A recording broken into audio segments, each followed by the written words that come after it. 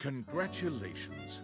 Your degree in customer service has rewarded you with a remote job at Valdivian, one of the foremost megacorporations of our times. Though your house may be large, it is empty, and its halls long for visitors. The sticky notes on your bulletin board remind you of your ultimate aims, but for now, it's time to get to work.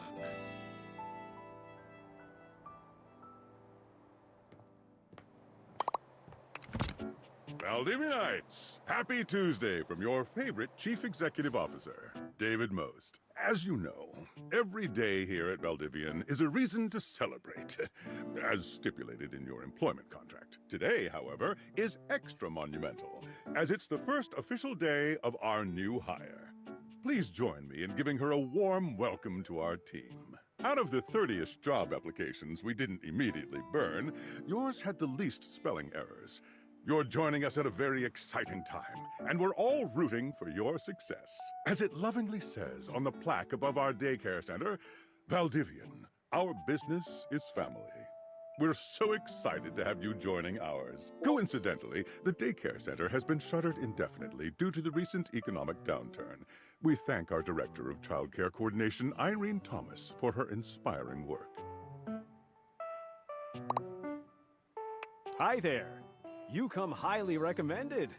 I've heard great things about your can-do attitude. Oh, you are so welcome. I'm Tom, your manager.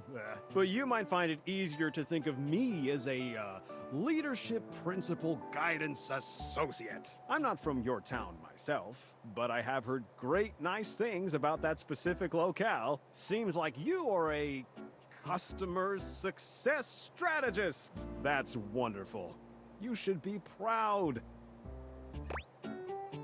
Customers deserve success, and in a strategic way. What could be better? Okay, champ. I'll let you get to it. Hey, you there? Hey! Just keep that customer service robot voice on at all times, and no matter how mad you get, never give it back to them. And remember, I might have set you up for this job, but you got it because you deserve it. You literally have a degree in customer service. That's right! Oh geez, here comes my manager. I gotta get back to work. Good luck, okay? You got this. I have a broken sewing machine. You have new tasks. Oh, I don't know. It stopped sewing a couple of years ago. I'm not scamming. Well, maybe just a little scamming. But like, Valdivian can afford a refund, right? You're going to be out of a job anyway with that Val 9000 chatbot they already have. Unless I'm talking to a chatbot now. Are you a bot? Oh, yipes! Don't tell on me, okay? Hello, I purchased this book and I'm extremely angry about it. Is there a manager I can speak to? Damn right you're sorry. Sorry looking. This book purports to give you the secret to success in 8 easy methods. Mr. Cobram is a liar and a fraud. I've tried all his methods and I have not succeeded. How dare he peddle a book of such ill repute? I need to lodge a formal complaint with Mr. Cobram and his ilk. Thank you very much. This is precisely what I was after. I ordered this couch, but it popped in on my kitchen is all white and covered with wet stuff.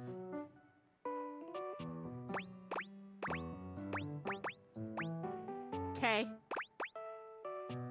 Sure. I blew it up and sat on it, and then it popped. Yeah. Oh, yeah. That's the best place for watching TV while fixing my knife. Why don't they ever tell you this?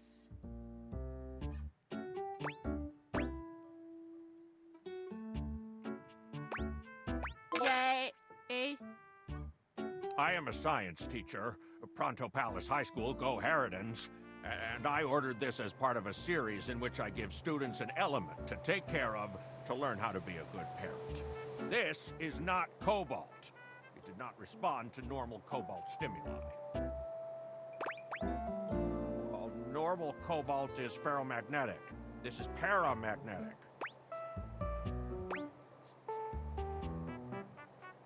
Yes, of course. I have my credentials and have tested top 50% in the country.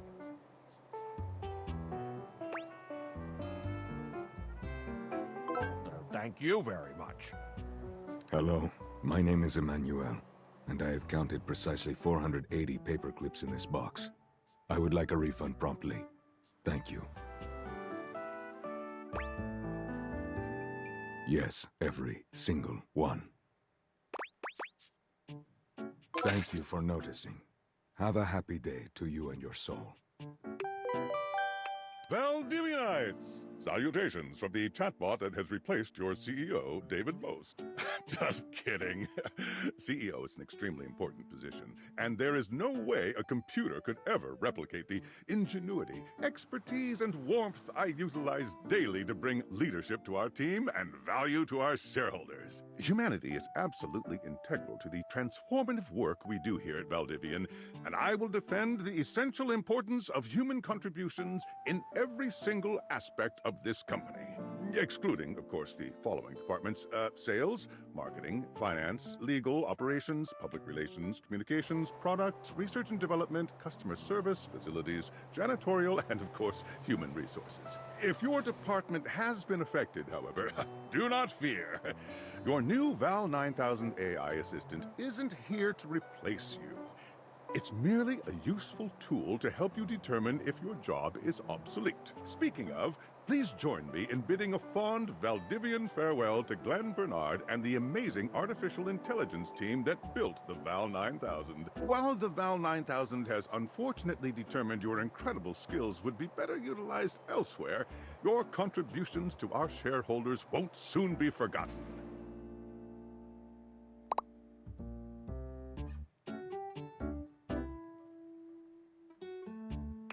Sam!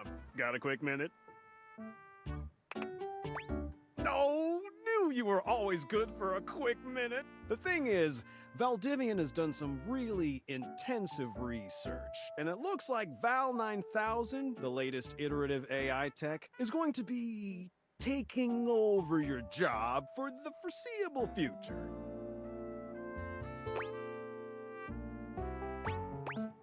So I guess we don't necessarily need you around anymore, but we can't exactly let you go without cause. You and I are in something called labor limbo.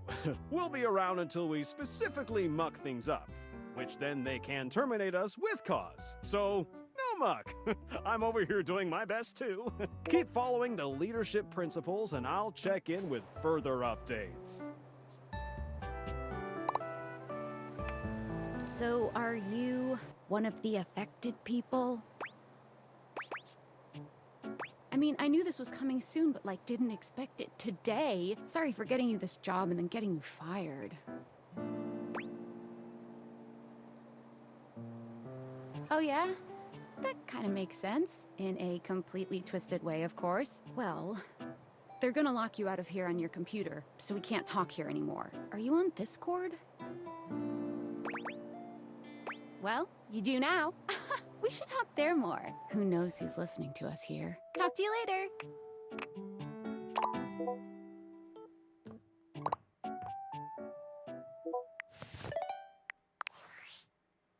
Hello. Okay, here goes nothing. Well, that's not important. Think of me as a friendly yet anonymous hacker. Any second now, you will receive a delivery via drone to your front door. Tell absolutely no one it is in your possession. I will return with further instructions when the time is right.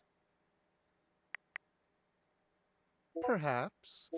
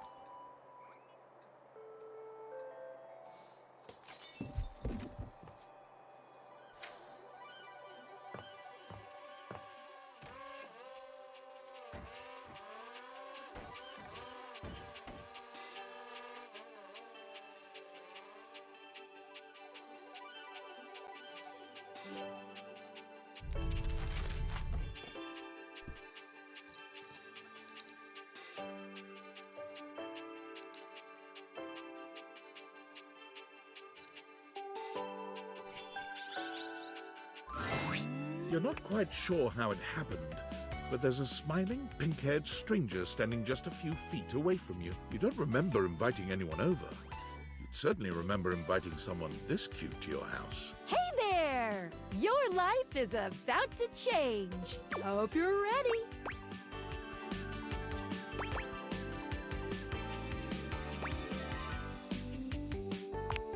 You know it, but I'm not just any pair of glasses. I'm here to help you out. I'm a pair of Dateviator glasses.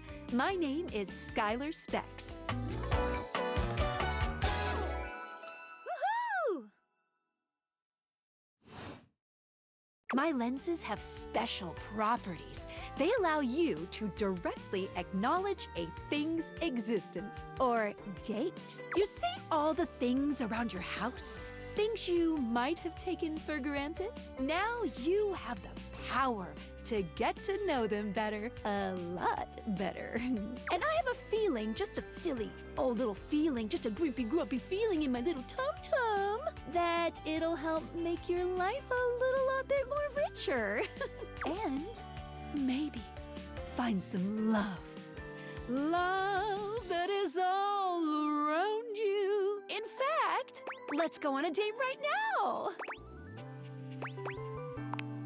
So, we are going to awaken our first dateable object. Go up to a door, any door, and shoot some cool beams at it. Yeah, pew pew pew pew, go, go.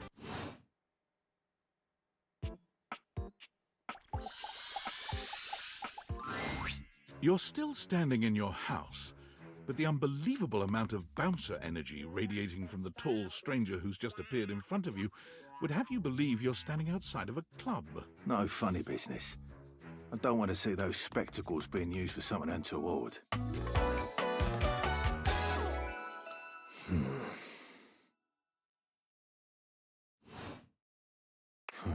Hey, Dorian. Trust me, this is going to go super well. You sure about that? I'll believe it when I see it. After awakening an object for the first time, you get to speak with them here. You get to speak with each object once per day. We get a little knackered by using this newfangled Dateviator rubbish, you see. Sometimes when you reach a certain level of affection with a dateable object, your relationship status changes. There are 3 statuses: love, friendship, and hate. Love can get you towards some really special paths for those you are truly interested in. But it's not necessarily the best of the options in my mind. Dorian is a big defender of friendship. If everyone were friends, the world would be an awful lot safer, in my opinion. I've seen the complications of love. I've lived through the jealous quarrels of hate. The true bond is one between 2 friends with none of the intricacies of romantic tension. That's our bouncer Dorian talking, but you can go toward whichever one you like, even hate, which isn't my fave personally. You speaking of Reggie? Ugh, don't remind me. Human, you seem like a good sort. So we'll be friends. For now. Feels good, yeah? Friends. But friendship As it is should even be. more than that. I call it specs points. Take a look at this cool personality chart. Number go up.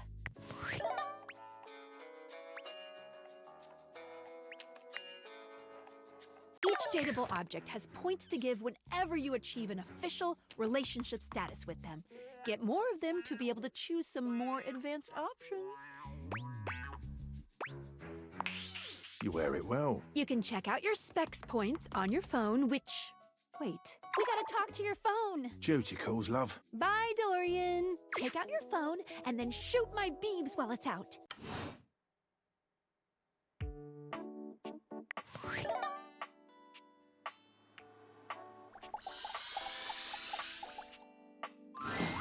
A beautiful stranger with a dazzling smile appears in front of you, shooting you a knowing wink. She turns that megawatt smile your way, and it feels like the sun is shining only on you. Hey there! Ooh, I like it much better up here where I can see your face.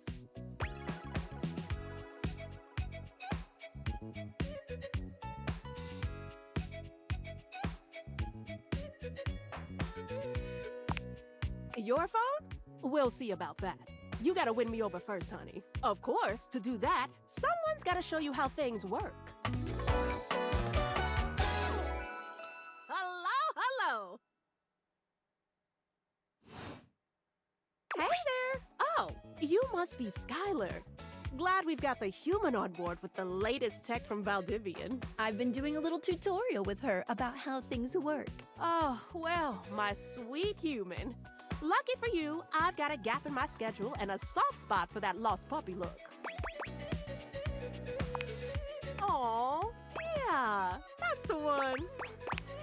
It is. Anyway, I installed some apps on your phone that are only accessible when you put on your glasses. Bring out your phone, put on the glasses, and you'll see some new ones. One of them is an app Skylar made called the Data Dex. It's my way to keep track of all sorts of fun info about us dateable objects. Because there are a lot of us around this house. Ooh, you know what? Maggie the magnifying glass also just dropped a really cool app. Ooh, gotta run! Another call coming in! Bye, Phoenicia! Now, go awaken the magnifying glass in the living room. Which of course is conveniently located on its own little shelf next to the piano.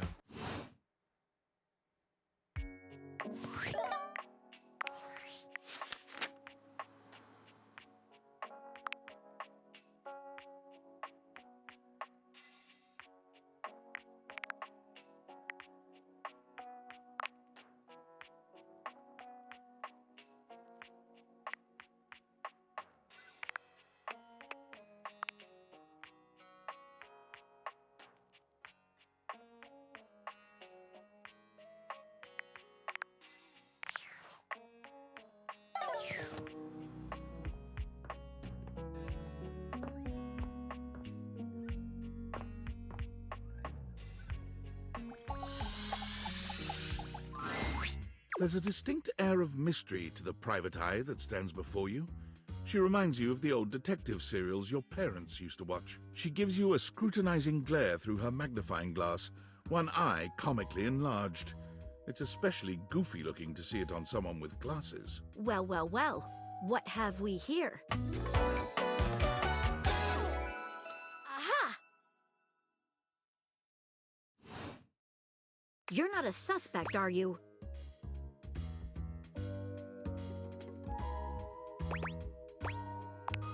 I thought so. Suspected of what? There's no evidence to support it.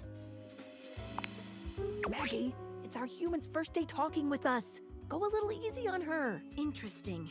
These glasses come in from the outside and are already trying to influence my case? Trust me, this human has a lot of potential to make this house a better place.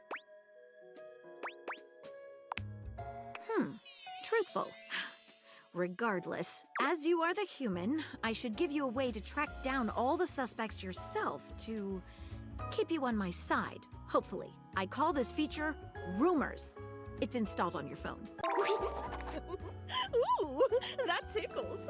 Unlike Skylar's Data Dex that gives you the lowdown on those you've already met, Rumors tracks clues you've been given to locate all the pesky, hidden objects that are tricky to find. It's good for rounding up suspects, tracking down evidence, and getting a sense of the household scuttlebutt. Tough audience, I see. Take a look at Rumors in your phone. It'll help you find your way to your last dateable for today. Good luck, Gumshoe. It's getting late. Who should be the last one we talk to before I run out of charges? Oh, check out that rumor Maggie gave you if you need ideas. Wink, wink.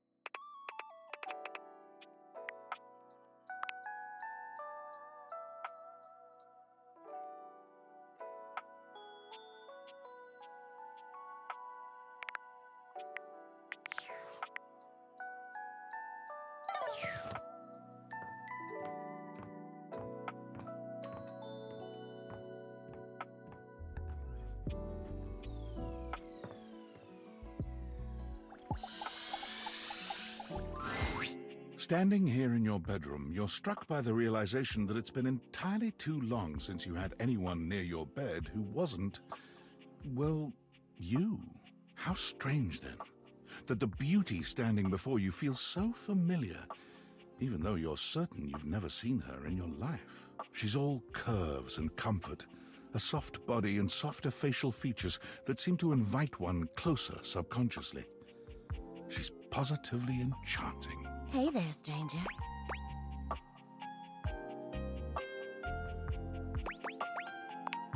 Because you do. I'm Betty, and I'm your bed.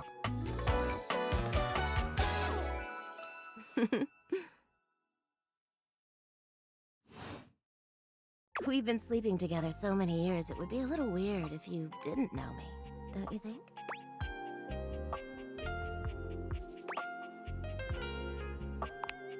I've been here for it all, darling. But we can make some new memories from here on. It's a shame for someone as cute as you to be alone for so long, isn't it? Will you be bringing someone back here anytime soon? Don't you worry. I have a strong feeling that'll be changing soon. Oh, by the way, Skylar told me everything. But don't you worry, I might be here now, but you can still sleep in your bed just like you always do. You can choose to talk to me or not, but I do hope you'll come talk to me. It'd be nice to finally get to know each other. Oh, but I already know you, intimately. But I suppose it wouldn't hurt to know more, would it? Well, anyway, I'll be here. See you tonight. I can't wait. Sorry I'm late. I took a look at rumors and got caught up in some real head scratchers. We can talk about it later. For now, let's go to sleep. Today, I kept you on a tight schedule, but tomorrow is a brand new day, and you can truly experience your new powers to your heart's content. Oh, hitting the hay already? Come get comfortable then. Good night. See you tomorrow.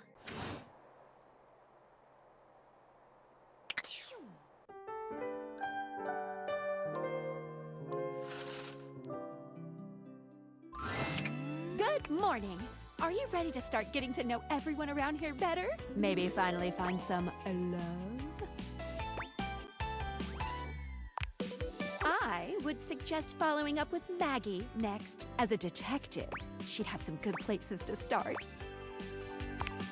But really, there's no going wrong here. Talk to anyone you want, in any order you want. You're basically in a big, huge sandbox open for you to play in. Except instead of sand, it's your house. And instead of a box, it's also your house. Any other questions? That might be it for this little Date Viators tutorial, but I think we're gonna see a whole lot more than we ever imagined pretty soon. I said pretty. I don't know, give it a couple days. Bye!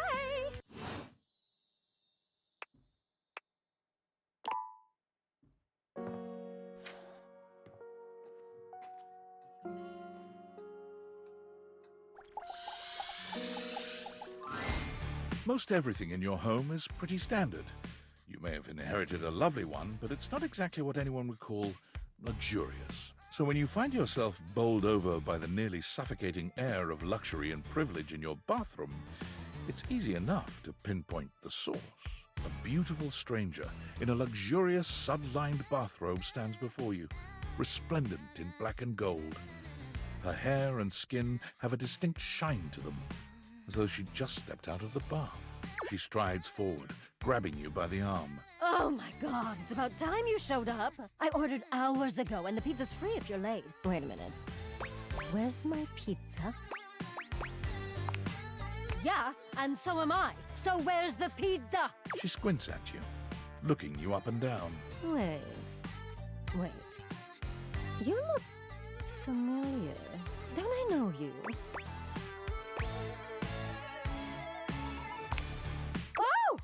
Oh my god, that's you! She laughs, her entire demeanor changing. Hey, cutie. It's about time you came to introduce yourself to the Queen of Clean. Name's Bathsheba, though I'm sure you know that.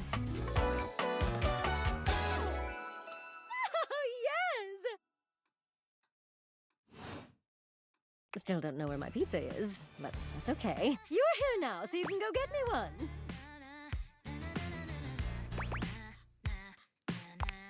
Well, yeah, I am a princess. Not literally, but basically. Well, fine. If you're not gonna feed me, maybe you can feed me. You got any good goss for me? Some nice hot tea? Well, sure. I mean, I have tons of friends. Ms. Popular here, that's me. But you're here now, and they're all so far away. My very, very real friends, of which there are many. All right, since you're so unwilling to help little old me, you should ask those special glasses of yours to get me some friends who will. Oh, goody! We'll start next time I see you then. And bring a gift next time, won't you? It's just good manners, you know.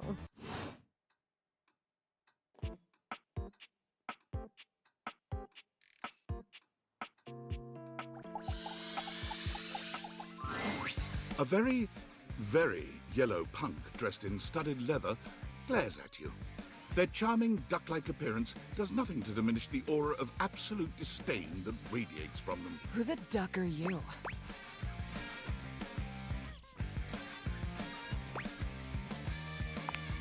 Yeah, you are sorry. Great. Hi. Oh my god, it's so nice to meet you. Okay. Bye, Drippy Doodle. Now, get out!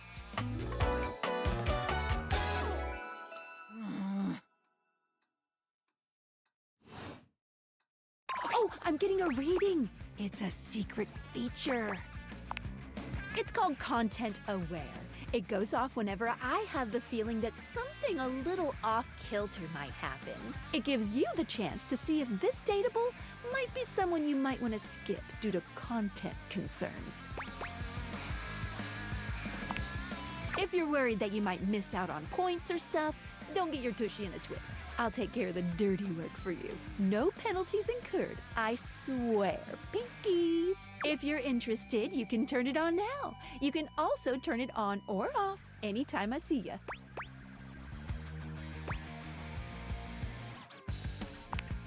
These dateables have some subject matter that might be troubling.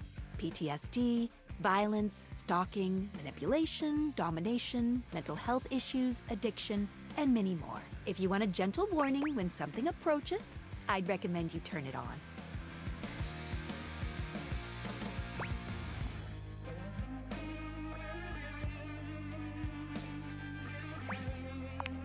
On it. Content aware mode, activate. Okay, back to it. Oh my god! I have never felt my content aware go off like this. This ducky is dangerous.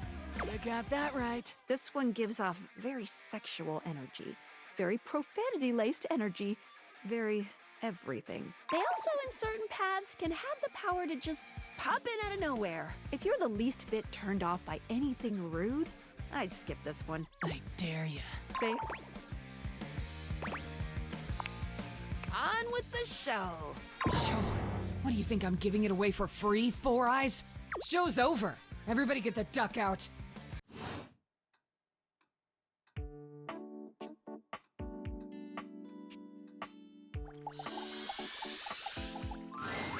You're used to seeing mostly people-shaped objects with the Dateviators, but clearly the sink-headed figure before you is, well, not like the others. All the time in the world wouldn't be enough to comprehend whatever is going on with this guy. You can see that he's got a sink for a head and the clothing and posture of a beleaguered stand-up comic, but your inspection is cut short by his disturbing screams. Help! Help me! Hello? Can you hear me? Listen closely. There isn't much time. Nothing is as it seems. I'm not who I appear to be. No! Stop that pop-up screen! My name is not Sinclair, it's Martin! Martin Applegate. And I'm not a sink. I'm an insurance claims adjuster from Turkleman City, Florida. Of course it's a real place. Do I look like the kind of guy who would lie to you? Exactly! And I'm not. I'm telling you the truth. A strange creature that looks and sounds like a soapy little dog jumps up at your legs, yapping and barking. Down, Sudsy, down! Keep your bubbles to yourself, you little devil. Tray, Sudsy. Go to your tray. Sorry about that. Before I begin telling you my tale of woe and Temple's Shirley, let me let Sudsy out, okay? When he gets like this, I just get really flustered. Yeah, pretty much. Okay, bye! Think you next time!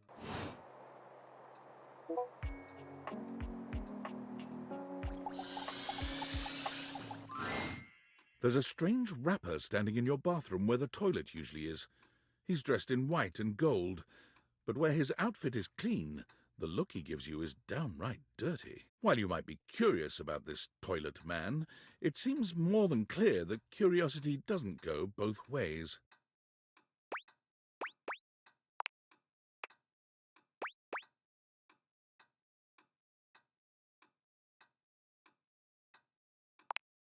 The toilet man springs into action, raising his hands to his mouth as he begins to beatbox. Lil Crapper's the rapper, he knows how to go. Plumbing and drumming or boss about flow. You block his pipes, he'll be ending your life when he slams your head into the bowl. Oh, on a toilet roll, Jean-Luc Pissoir, out of control. Over, under, never, blunder, speaking more words than an ancient scroll. No.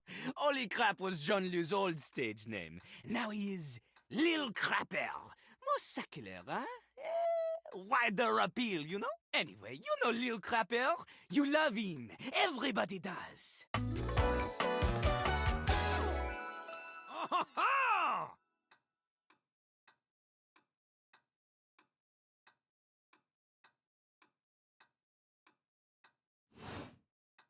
You come to hear his beats, huh? Or maybe you ate the pizza. You come to take a seat so you can deposit the food you eat, huh?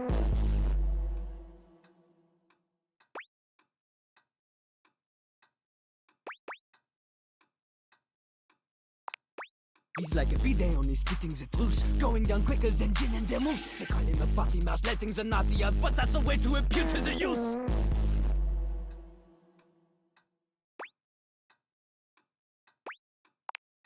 Man, you ain't the use. Get out of here. Lil Crapper can't hang with posers, you know? It hurts his image. If you are a poser, you get out of Lil Crapper's face. Maybe? Show me what you got. Show me. Show me Lil Crapper is not alone on this stage of tile and stone. Not just rap. You need to show him that you can crap. Crap. Crapping. Short for cool rapping. Lil Crapper is always crapping. Now it's your turn.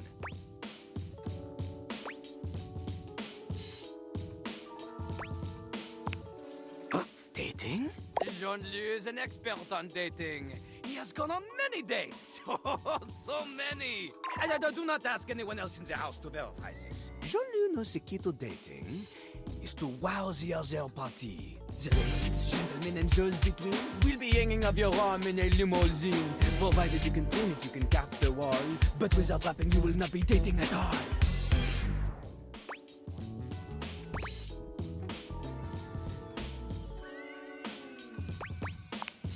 Oui. Not from Lil Crapper. Lil Crapper is not a teacher, he is a test. You study on your own time. You cannot keep up, you fail. But if you can match his rapping skill, then you will be able to woo anybody. If you have the skills to woo Lil Crapper, then any partner will be within your reach. In fact, if you can match Lil Crapper in a crap battle, then he will fall in love with you.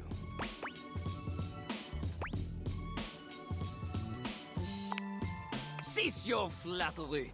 Lil Crapper's art is immune to all forms of romance unless they are accompanied by a backing beat. So, what do you think? Do you have what it takes to face Jean-Luc? Correct! Jean-Lu is glad you understand this. The rapping, she comes from the heart, the deepest part of the system. Like that little rubber bit that comes undone sometimes and the water keeps running forever. You know the bit. You need to experience life before you can spit it out in alternating phonemes adhering to some sort of a rhyme structure. As you are, you have no chance to defeat Jean-Lu, let alone match his rapier wit. You want to clash talons with these two gallant stallions? Go! Live a life worth rapping about! Return to Lille Crapel when you are ready.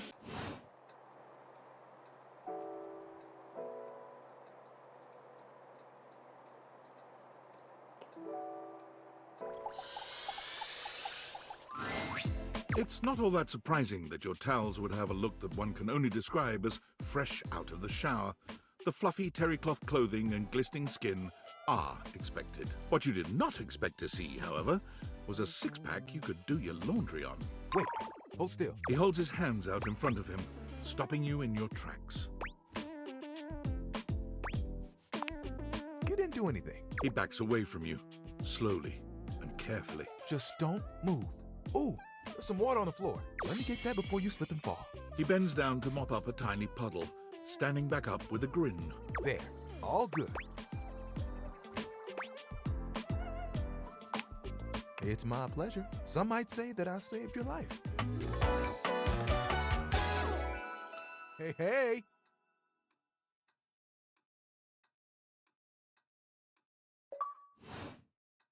Did you see that dude?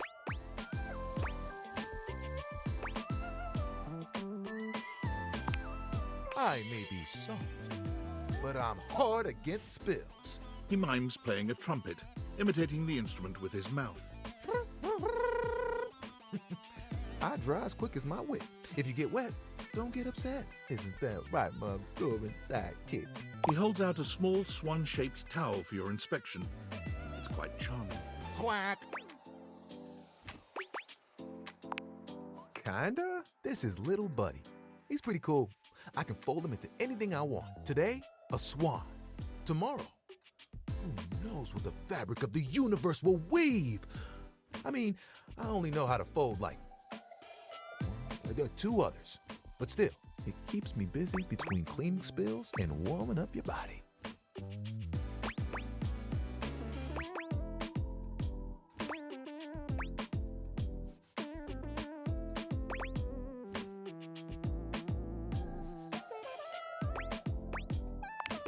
Oh, you are a forward one, aren't you? So are folding skills, I've been told. Gotta say, this is the most fun I've had talking in a while. I keep myself pretty busy with my job. Nah, spills happen every day. No big thing. But the hard part is getting dry. For the big jobs, I work with Washford and Drysdale. But I work pretty independently, you know? Don't I know it? Even though you don't spill too much, I'm there 24/7 on call. Not to tug on my own thread, but I'm proud of the work that I do. Oh, like you have bigger ones? What do you want?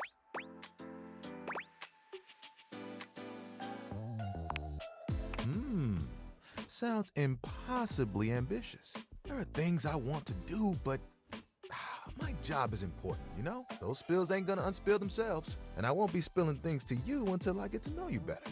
So, let's make a deal. Next time you see me, I'll show you something cool, and maybe I'll tell you a bit about myself. I'll show you an idea I have.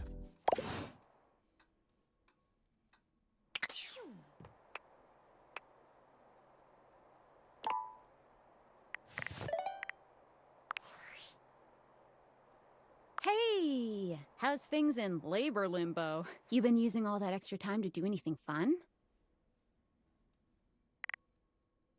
Weirder how? What, just out of nowhere? So what was it? Like what?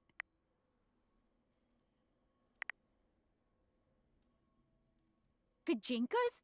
Human versions of non-human shit? I know you've been watching too much anime. What do you mean? How? What else is there? You understand how insane you sound right now, right? Like, if you were literally anyone else, I'd be like, you're serious? You're not fucking with me?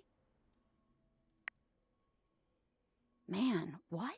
What? You seriously have magic date furniture fuck glasses? Date theaters? This is too much. I'm logging off. Goodbye.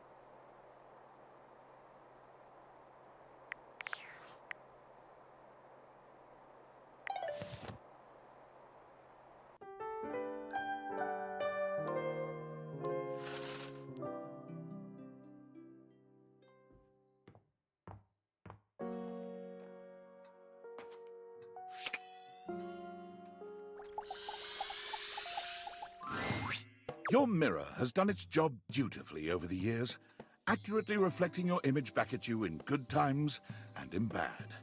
But today, there is no reflection for you to scrutinize. Only a long-haired beauty who looks at you like you're a work of art.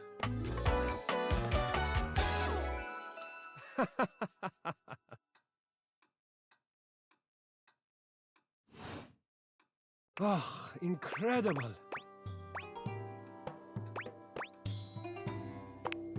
Amir throws his arms out to stop you, gesturing to you to stay where you are. No. Don't move. Step back into the light. Yes, breathtaking. Look at you. Do you see how well I can frame your face from this angle? You are glowing.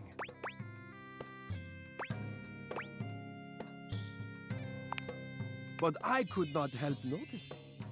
You are radiant. I simply reflect the beauty in front of me.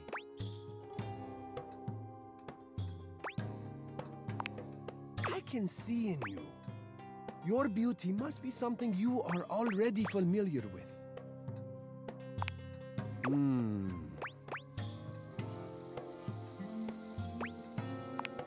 I cannot believe this. How could you possibly not see your own natural radiance? What do you see?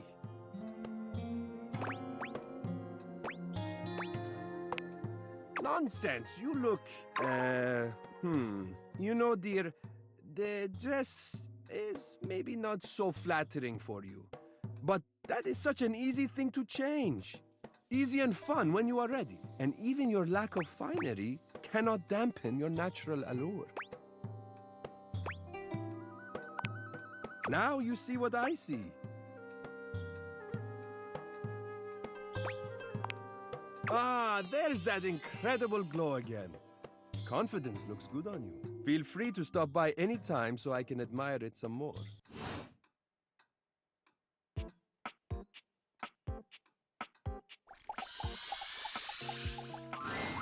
For a moment, you wonder if your date viators are malfunctioning. But no, the fashionista standing before you is just that dazzling. They are dressed to kill. Abs on display and lighting all along their body, bathing them in a soft glow. A ring of light surrounds their perfectly coiffed blonde hair, giving them the appearance of an angel. And perfect lighting no matter which way they turn. But it doesn't take you long to discover the angel comparisons end at their appearance. Hey, betches! It's me again, Lux. Yes!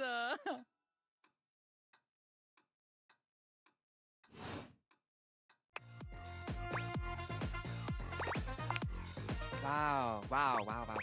Seriously? Keep it down, okay? Can you not see that I am alive? No. And honestly, you're being super disrespectful. We don't use that word anymore. We use the term influencer. Incandescent, naturally flavored, like unbelievably naturally charismatic entertainer. I know. We're called influencers for short. We make everyone's life better. Could I? Yes. Will I? Maybe. Okay, I can think of 2 ways to help make you better. I can share my daily routine with you. It is literally amazing. Or I can grant you exclusive access to my services. They're literally amazing. Both options are literally amazing. Okay, congratulations! I will be charging you for the Triple Premium Platinum Package. It includes a $3 spa coupon, 6 copies of my ebook, a free yoga cushion rental when you come to our Bali retreats, and access to the virtual Living Light Lounge, where you can literally collab with other influencers whenever you want.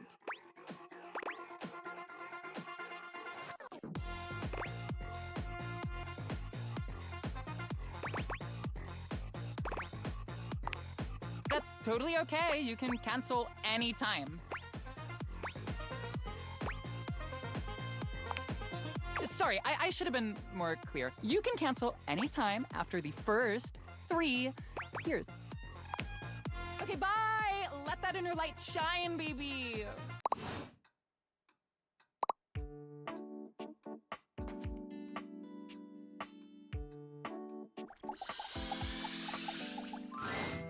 A cool breeze tickles at your neck. You can feel someone here, but you can't see anyone. No. Why are you here? What are you doing? Yes! You scared me. Don't you know who you are? What you are to me? I'm scared the way one is frightened when coming face to face with a divine force. Not now, not here, not yet. Please, please, I'm not ready, not like this. I've dreamed of this, of meeting you, finally. And now the moment is here. I just can't. Not yet. I'll be ready when you come back. Quick content aware for Mr. Secretive over here. His name is Hector, and he has themes of overt submissiveness and behavior that could be considered as stalking. While he is ultimately harmless, the language he uses and the intensity with which he speaks could be triggering. You cool with that, or you want to skip it? Let's get to it!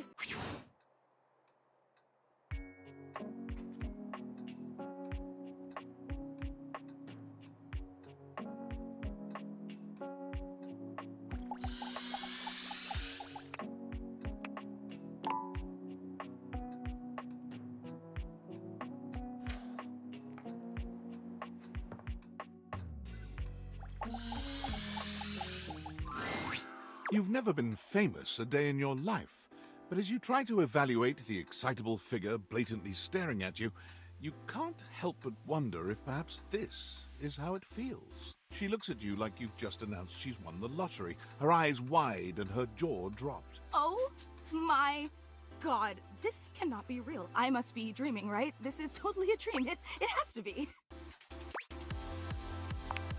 Yes, that's it. That's clearly the most logical explanation. Right now, I am comfortably asleep in my bed, zonked out on Ambien, listening to the calming drone of my white noise machine. Because this right here, there is absolutely no way on earth this could actually be happening, right? I think you're actually here in the flesh, that's what. She turns away from you for a few moments, fanning at her face. But it doesn't help her calm down. I just can't believe it. I mean, you prepare your whole existence for something like this, but then, when it actually happens, no amount of preparation could ever possibly be enough. I know that people throw around the expression shaking, crying, and throwing up, but I think I might actually do it.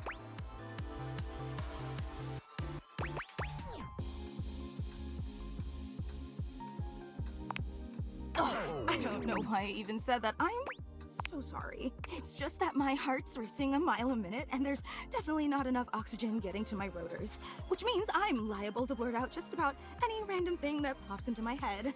Taxidermy, penicillin, Ontario, see, just like that. Oh, I'm so embarrassed.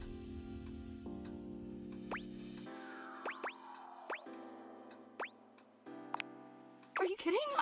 I'm making a total fool of myself. I'm sorry, I really don't mean to be overreacting like this. I just never thought we'd actually get the chance to interface like this. And now that it's happening, I'm totally blowing it, aren't I? Yeah? You get nervous too? Would you allow me the opportunity to just reset this whole interaction so I have the chance to put my best blade forward? Oh my god, you are the absolute best! Just like I always knew you would be. Okay, here goes. Hi there, I'm Fantina, and if it wasn't painfully obvious from my over-the-top outburst a moment ago, I am your biggest fan.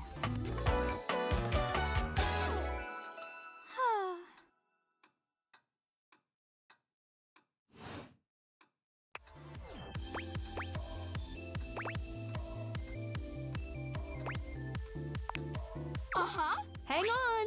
My content aware is going off. Fantina is your biggest fan, in more ways than one. Her behavior toward you might be considered similar to stalking. You cool with that? Or you want to skip it? Carry on, then. I've been a huge admirer of yours since the second you brought me home from that discount electronics outlet all those years ago. Just everything about you is so unbelievably impressive. I'm constantly in total awe. It's true. I've never known anyone so inspiring. The way you wash the dishes, making sure they're sparkling clean even before you place them in the dishwasher. The way you adhere to a strict daily routine with every single minute pre-planned weeks in advance. The way you always file your taxes 3 months before they're due. Oh, there truly aren't words for how incredible you are. You're beyond incredible. You're extraordinary. You know, I really don't want to bother you any more than I already have, and I know your time is extremely valuable, but I was just wondering, no, it's silly. Forget I ever said anything. All right, since you twisted my arm, would you be willing to sign one of my blades? Just so I have something to remember this amazing moment by. Only if it's not too much trouble, though. I really don't want to inconvenience you. You take the permanent marquee Fantina holds out to you and scroll your signature along one of her blades. Oh boy, wow, that feels really nice. I need a breather. Oh, thank you so much. This is so amazing, and your handwriting is so immaculate. You are an artist with that pen. I didn't realize I was in the presence of such a talented calligrapher. You are so welcome. Wow, I can't believe I actually got your signature and emblazoned on my own body, no less. Very naughty. I can't wait to show this off to everyone else in the fan club. They are going to be so unbelievably jealous I met you. Wait, you don't know? I thought for sure you knew. Yeah, you have a fan club. We actually have meetups every week. We talk about everything you've been up to at work, what new projects you're developing, discuss your menu for the week. Sometimes there's a raffle. There's a very comprehensive agenda.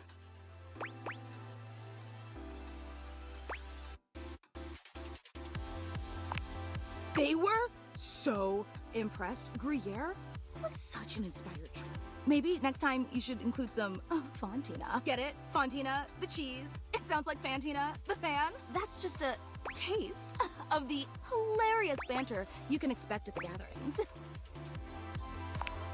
Yay! Actually, we're having our weekly meetup real soon, and I would never want to impose or overstep, so please tell me if this seems inappropriate, but if you're not super busy, thinking about it is all I could ever ask for. I really hope to see you back here then, and I promise it'll be an incredible experience. And thanks so much for the autograph.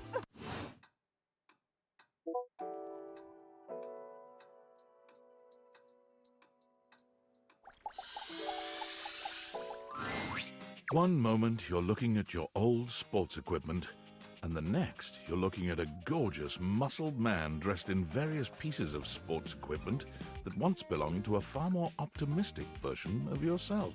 As you watch this guy go through an entire squat routine, it's more than clear that, unlike you, This guy has never struggled to maintain an athletic routine. Mid-squat, he stops suddenly, bending down to peer at you through his legs. A handsome, smiling face, boxed in by thighs so thick and developed, you're rendered speechless for a few minutes. Oh, hey! He sets his weights down, standing up and beaming at you like you've just told him he's won the lottery. It's about time you made your way over here. I was starting to think you forgot about me.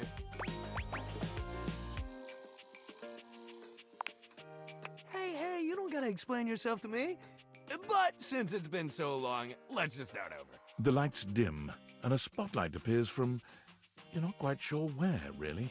Ladies and gentlemen, now entering the stadium, the King of the Ring, The Duke of Dunk.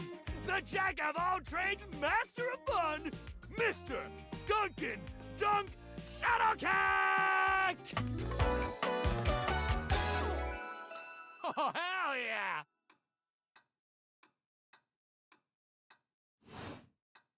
Hey, thank you. He goes through a few poses that really make his abundant muscles pop, looking at you with the grin of a confident athlete.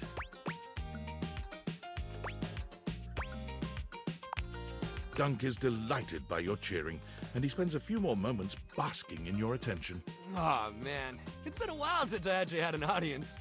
Feels good. Don't worry about remembering all those names. That's just stuff that makes me sound cool when I hit the court, or the field, or wherever I'm playing. Dunk is just fine for pals.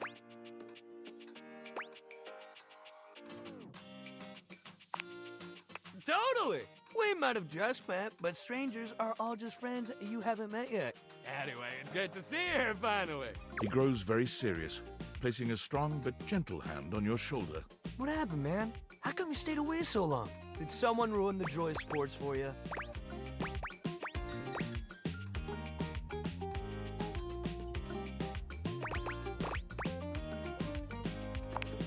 Dunk gives your shoulder one final little squeeze, and then he's slapping you on the back so enthusiastically you nearly collapse. This fine hunk clearly does not know his own strength. Well, hey, no matter what happened before, you're here now. Your inner athlete said, let's get it, baby! And who are we to say no to your inner athlete?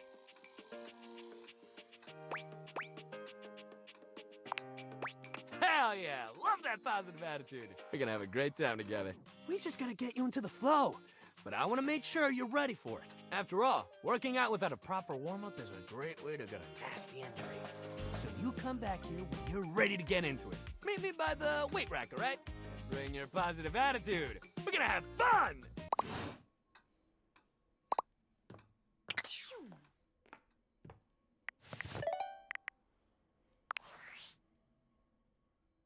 Impressive news out of Valfest. Really too bad that particular partnership is about to hit a rough patch. But then David's never been great at partnerships. Yeah, fascinating. But we're not talking about you right now. I see you've had the opportunity to test out the prototype. I have remote access. Allows me to analyze the back-end system data. What'd you think? That I just hand over absolute control of a device this powerful? I'm enormously grateful to you for concealing the prototype, and I'm sorry I dropped all this on you so unexpectedly. I know protecting it is not a responsibility you asked for. Maybe not even a responsibility you want. But I had no other choice. Every other Valdivian employee's allegiance was unknowable, except you. I knew you were trustworthy. Your private HR record said as much. Anyway, it's not safe to talk. I will return when the signal is secure.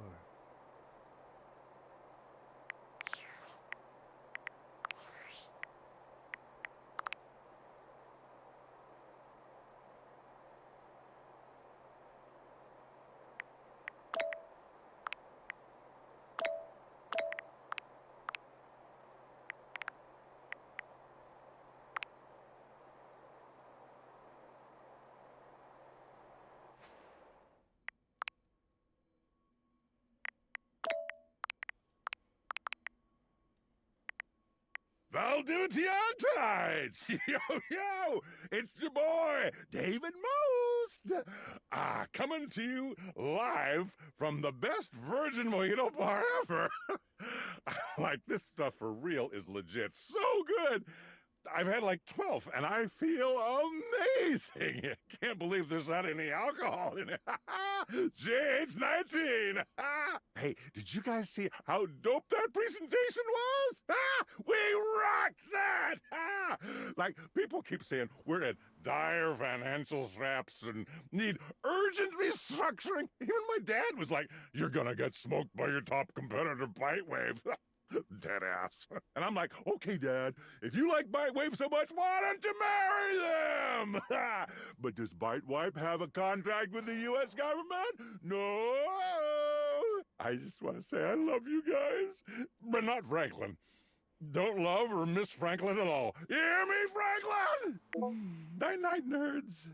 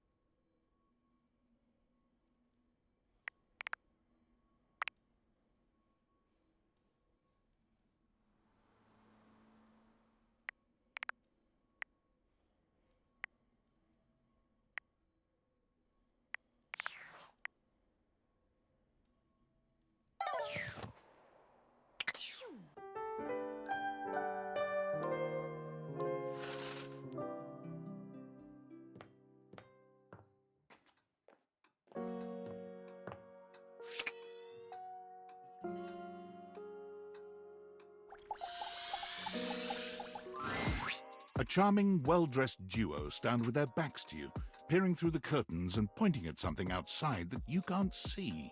They seem quite absorbed in their own conversation. Look over there. Look at that. Across the street. What are we looking at? What do you see, Rod? I see a dog. I see a car that could use a wash. One of them turns to you, holding up a finger before turning back to his friend. Hi, 1 second. Now, why in the world do you think I would care a single thread about an unwashed car? I don't know what you want from life, Kurt. The shoes, my dude. The shoes. Oh, you were looking at the neighbor's shoes. Those are nice. Right? That's what I'm saying. Hold on. Those are way better than those shoes we saw last week. Ain't that the truth? Only time I wish Wendelin would have fogged up. Those kicks could have kicked rocks.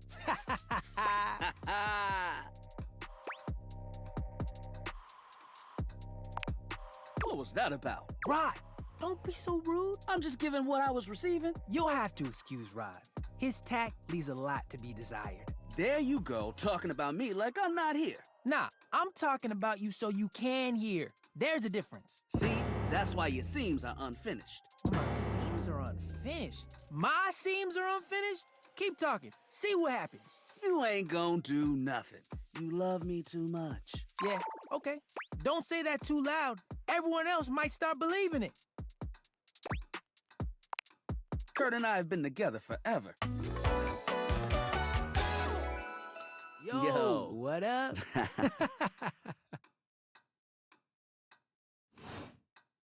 I'm like his brother. But not my brother. If we were related, you might actually be polished. We both know you wouldn't look good unless you were next to me. Who told you that lie? Say, who do you think looks better? Me or this delusional drape I call my friend?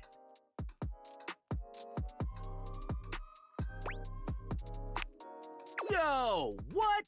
Nah, I claim bias. You don't even know what that means. You asked the question, so she sided with you. Bias. Okay, so you do know what the word means. I bet if I asked Wendelin, she would. You ain't about to ask Wendelin nothing. Take the L and admit you just as dusty as that car out front. Oh, you got jokes. And style. And charm. Thank you for paying attention. Why is that? Because we pull each other's threads? What good is a platonic life partner if you can't clown on him every now and then? And with a face like his, he makes it easy. Oh. Well, at least my attitude ain't stank like yours. My attitude is great. Man, if your personality had a scent, it would be mothballs with mildew. Okay. That was a good one. Whoa, okay there. Calm down. He's being shady, not mean. Okay, confident. I like that in a person. If they breathe, Kurt likes them. You act like you're the one to talk. The tree outside sways, and you think it's flirting with you. How can you not be charmed? Have you seen those branches? Oh! All right, now, calm down. She said the grass. The grass, Rod! Oh, you can guffaw, but I can't? Okay. Fair. But damn, she got you. You right. That was a good one. You catch on quick. Yo, Rod, that fashion student is getting off the bus. Ooh, what are they wearing? I'm not sure, but it is fly as hell. We've got some people watching to do. Swing on by soon, but come holler at us at different places. Each window has a new thing to throw shade on. Variety is the spice of life, baby. Bring your jokes. We like to keep it lively here.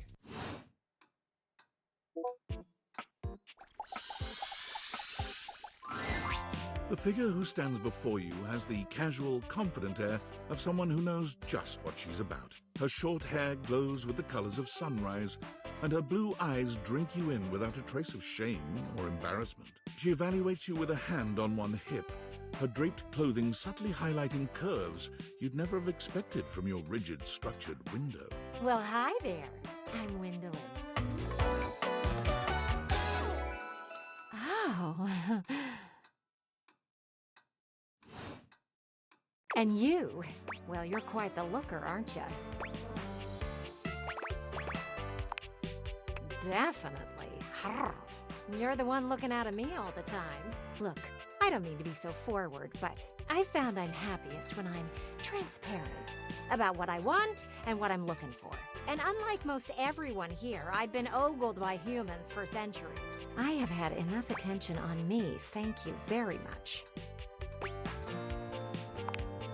Well, not too much, okay? I'd still like to know I'm providing some kind of comfort. Anywho, if I'm having to do one of these introductions, I might as well get this out of the way first. I'm only looking for one thing in a relationship right now.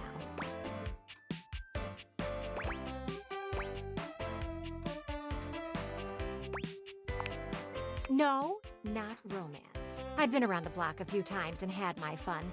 These days, I'm happiest watching from the sidelines. That said, I can't say I'm looking for anything too serious right now.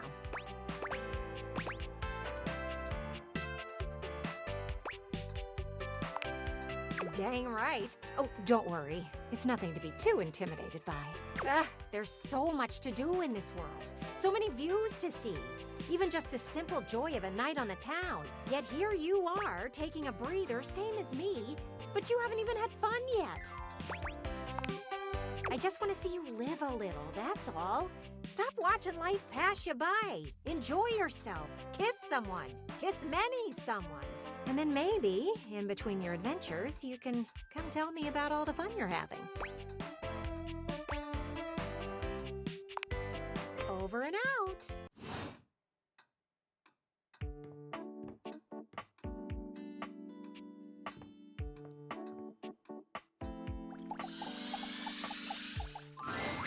You see a slim, dainty gentleman in a well-tailored suit.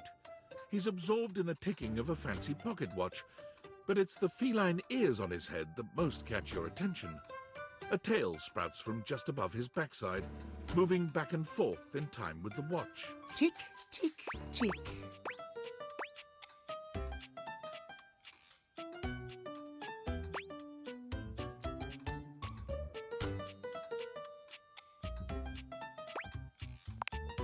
Why have you come? I don't see interruption to meditations on the beauty of time on the schedule.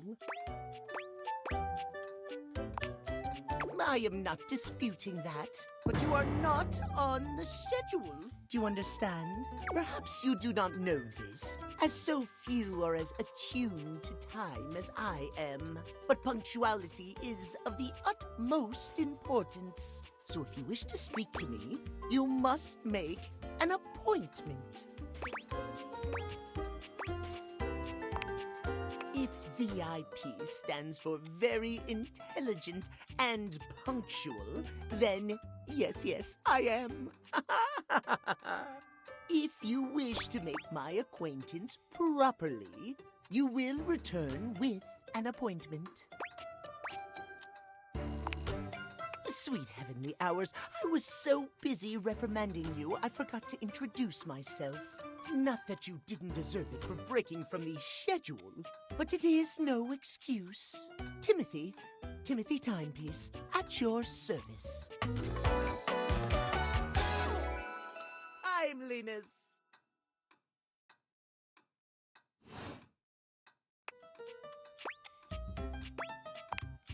It most certainly does not. We should all be obsessed with the beauty and perfection of time. The safety of it, really. As long as one abides by the schedule, nothing can be out of place. You will abide by the schedule, won't you? Excellent. I thank you. I will see you at noon sharp, and we can speak then. Do not be early. Do not be late, and do not try to see me at another time. If you do,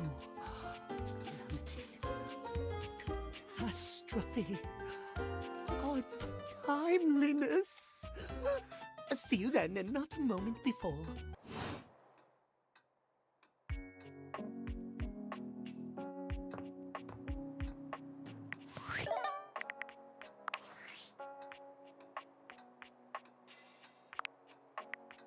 Based on how plastered David was in his last most mail, he must have finally discovered the prototype is missing. He'll sober up soon, though. And when he does, he'll stop at nothing to ensure its retrieval. If he fails, he'll be at the mercy of some very powerful people. He'll never allow that.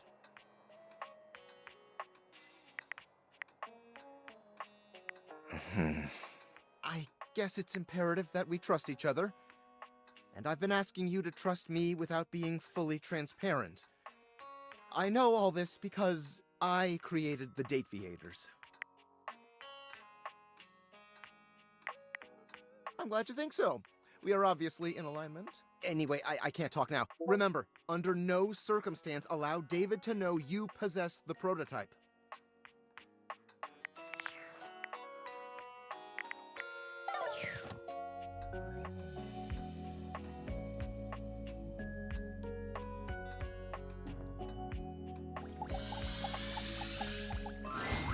A well-muscled athlete stands before you, shifting restlessly from one foot to the other. There's a strange air of anxiety to her, despite the broad smile plastered on her face.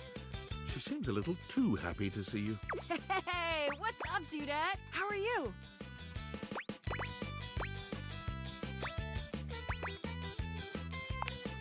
Hell yeah, Brosafina! That's what I'm trying to hear! I can't believe we're, actually talking now, Dudette. You've walked past me 1,000 times and never even looked at me. But that's totally okay. After all, I don't do this for the recognition. I'm just a humble shelf trying to grab life by the horns. Gotta carpe that diem, if you know what I'm saying. Oh, drywall! I almost forgot to tell you my name. Okay, here I go. The name's Shelly. I'm your shelves. Yo! It's my job to hold your stuff up with my amazing muscles. I really enjoy doing it.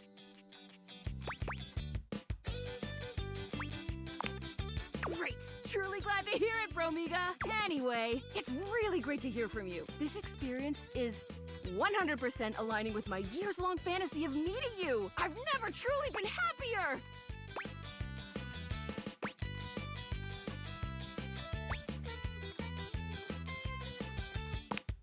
Oh my gosh, no, never, not you. This is going really great, actually. Not a disaster. I'm just gonna go for a completely unrelated reason. Later, Duderina.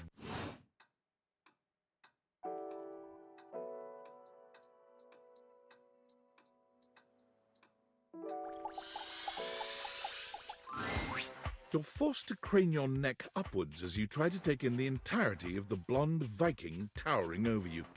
He stares down at you, cutting a truly intimidating figure.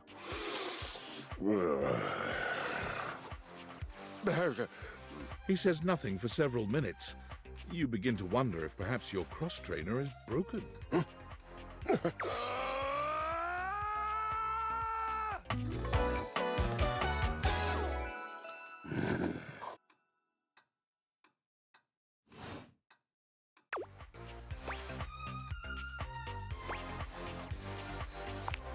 K is for horses. And yes, it was a fine battle cry. Nice. I don't know you, and you don't know me, and it does seem safer for you to be polite. Yes, safer.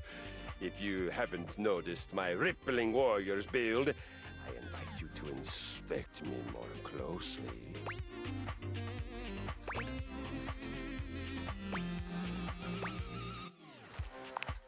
He puts his hands on his hips, thrusting his pelvis out proudly to give you a better look at the little wheel that sits at his groin. Ah, yes, my flywheel.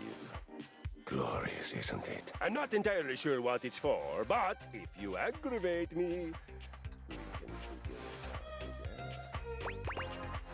together.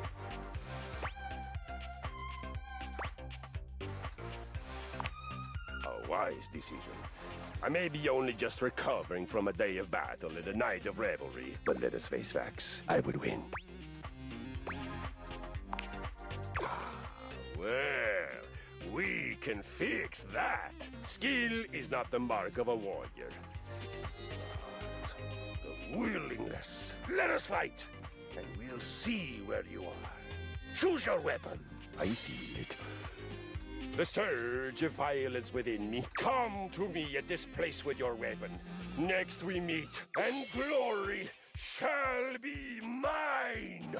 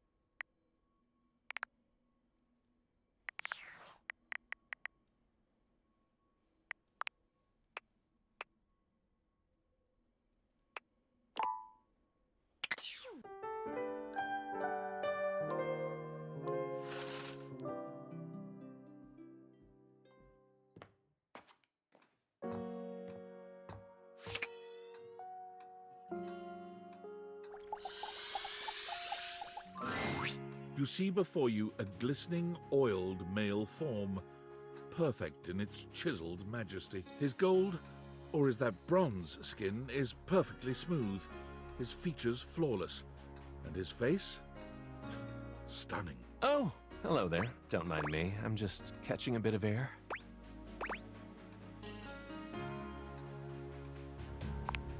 Oh, yes. I am rather worth taking a look at, aren't I? I'm Stepford, trophy of trophies at your service.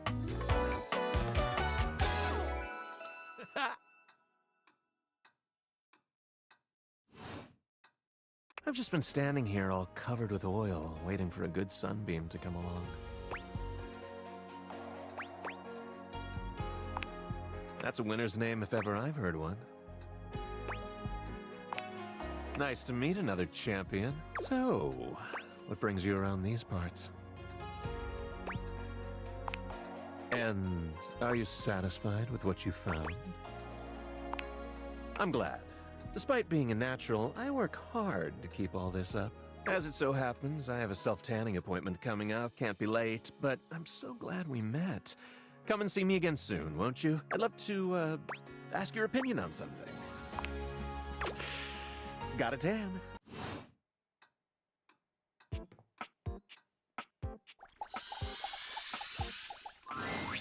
Ah, man, this isn't where the experience is for today. We're meeting at the weight rack. See you tomorrow.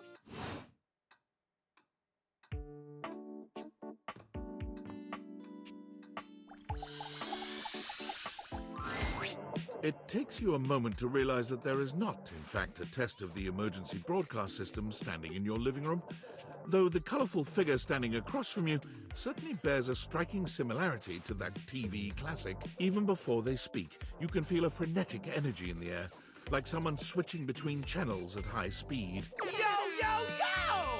Don't touch that dial, cinephile! Because my favorite studio audience is now in attendance! The VIP attendee, the Uber viewer, and sometimes wooer. The supreme dream who makes this flat screen scream! How can I cater to my greatest spectator? Then, let's get ready to rumble! Before we get to what's on my screen, let me properly set the scene. The name's Telly. Rhymes with Nelly. Like, whoa, Nelly! Did you know Telly offers 5,000 channels like an endless deli? Holy smokes, folks! So ask not what your country can do for you. Ask, can you dig it? Damn straight! It's one small step for man, one giant leap for mankind.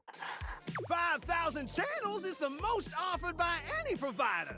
I know this because I'm an entertainment insider. 5,000 channels of cheers! 5,000 channels of cheers! Can Valdiviflix compete with that? Or even Viewloo? That Valdiviflix copycat? Telly shows are must-see. Their programming's just musty. Prohibitively expensive. Fair and fair alike. Anyway, since you're here, my dear, why don't you just kick back and recline? Unwind from the grind and free your mind. With 120,000 hours of programming combined. View that queue till you go blind.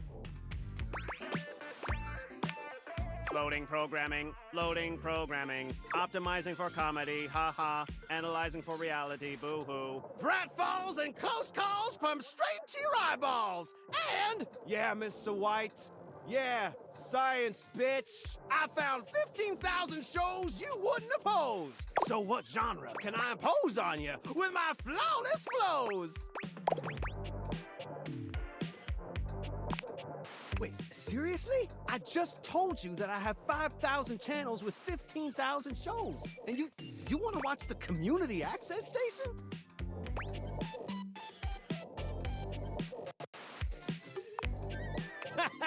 Okay. Woo! You really had me worried there. I was like 30 seconds from having you committed. So what genre can I impose on you with my flawless flows?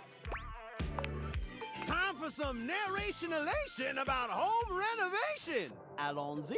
From the creators of Home is Where We Buried Grandma and Festive Infestations comes Balls to the Walls, a thrilling home renovation series where each episode follows the demolition of a different home using wrecking balls as the primary tool of destruction. Hosted by demolition expert Carlos Balls of Steel Balenciaga, and featuring an all-original music score from MC Whammer. No home is safe from the swinging force of Balls to the Walls. So, my beau, does this show make you go, whoa? Nice! Let me just get a summation of the station's location and Shazbot. I've made a huge mistake. That show I promised you we'd view just moved to Valdiviflix for more revenue, boo. Just hang tighty, Aphrodite. I'll answer all your queries with 15,000 brand new series. So what genre can I impose on you with my flawless flows? Makes sense. Just, one more thing. Look, I don't want to pry, but I gotta know. It's not because you prefer Valdiviflix, right? Because that'd be a huge blow to my ego.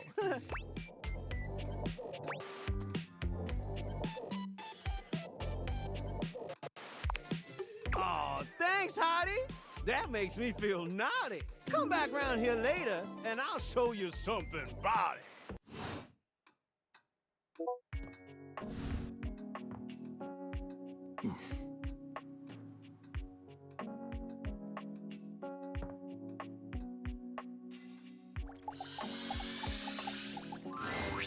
It takes you just a moment to properly evaluate the figure standing before you.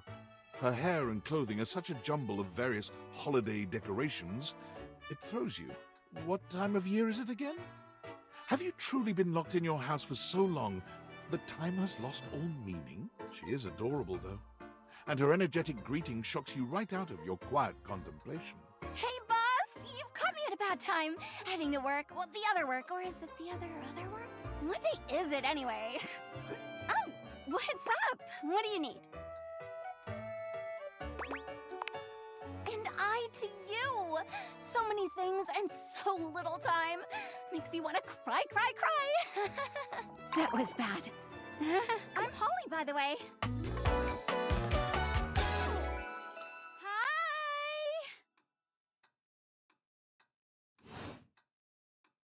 Oh, and who are you? Did you already say? Sorry. In a little rush for the dish dash. Rat race, all that. Oh, I've heard about you. That is such a funny name. Just some tidbits.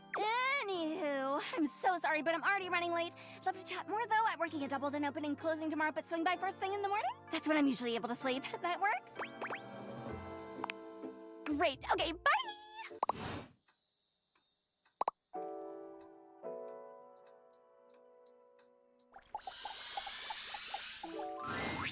There's something so intensely familiar about the cuddly stranger standing in your closet. The combination of his massive stature and the soft materials he wears produces an almost irresistible urge to hug him. And the aura of safety he emanates certainly doesn't help. Well.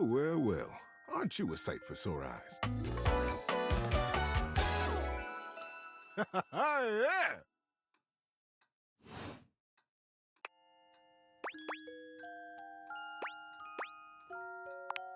Well, I'm kind to everybody. Well, almost everybody.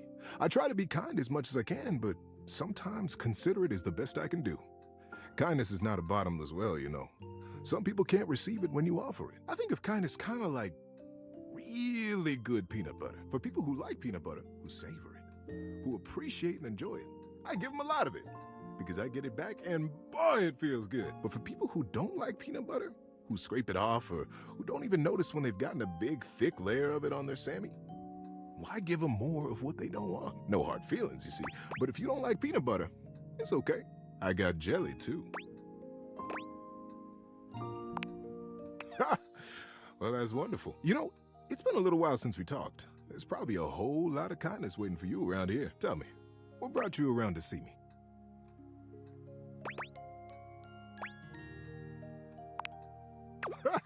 Not at all. Not for me, anyway. Closets are some of my favorite rooms in a house. Get a good cozy blanket, a candle, and close that door, and you've got a perfect little cocoon. A little nest of peace and safety. You're welcome to share mine, or we can sit on the bed and talk. I'm comfortable in either place.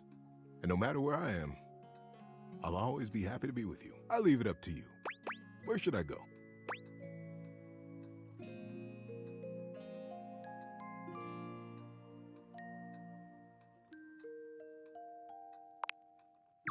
So comfy. I've got a terrific story lined up for you tonight.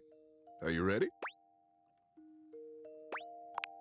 Being that it's getting to nighty-night time, I got a story to help you drift off to sleep. For me, whenever it's daytime, I'll give advice.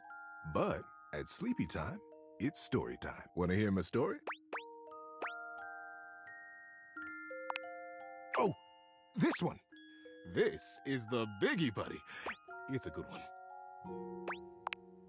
The Great Constructing of Beaver Proudtail. It was very early in the morning, one cold and foggy day, a very long time ago. Young Beaver Proudtail was walking quietly and efficiently through the dugout tunnels of his den, his trusty stick tucked confidently under one arm. It was at this time every morning that the young beaver made his rounds, through the whole den where his colony lived, and then up and out the riverbank, where the world he knew, the world he vigilantly protected, met the strangeness of outside. His large tail balanced him expertly as he climbed the long entrance tunnel to the surface, occasionally using his dignified stick in an undignified manner to scramble up the pathway. As he heaved himself out onto the bank of the river, Beaver's attentiveness grew even more acute. It was dangerous to be outside alone. The Great War with the colony across the river had been going on for as long as he could remember, and a fair bit of time beyond that. It seemed like there had always been the war. He couldn't remember any outright battles or even any scrappy skirmishes, but they were definitely at war. He was sure of it. For a moment, he almost asked himself what the war was even about. But he forgot to finish the question. He was very young, after all, and what did it matter? The colony was on the other side of the river, and beavers didn't even cross rivers. He smartly tucked his stick back under his arm and began his patrol. So many steps this way, a scrutinizing scan, and so many steps back. But today, something was different. On the other bank of the river, through the fog, he heard the distinctive sounds of battle. "On guard, ye scum-footed knave," the voice cried. "Defy me at your peril." The sounds of the wood clanging against wood echoed through the fog. Hey-ya! Pow! Bing, bang, boom!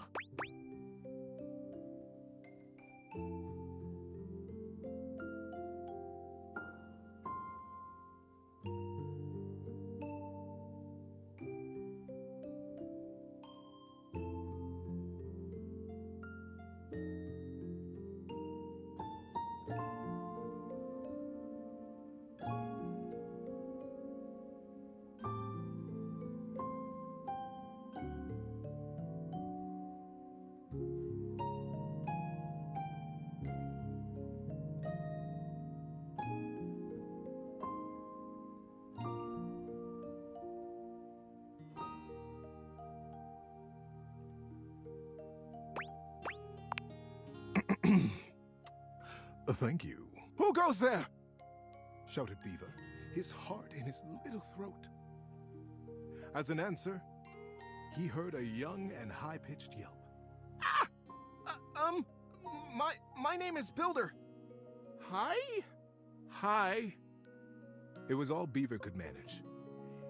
He was talking to another creature, a stranger, and a stranger from across the river at that. How many times had the colony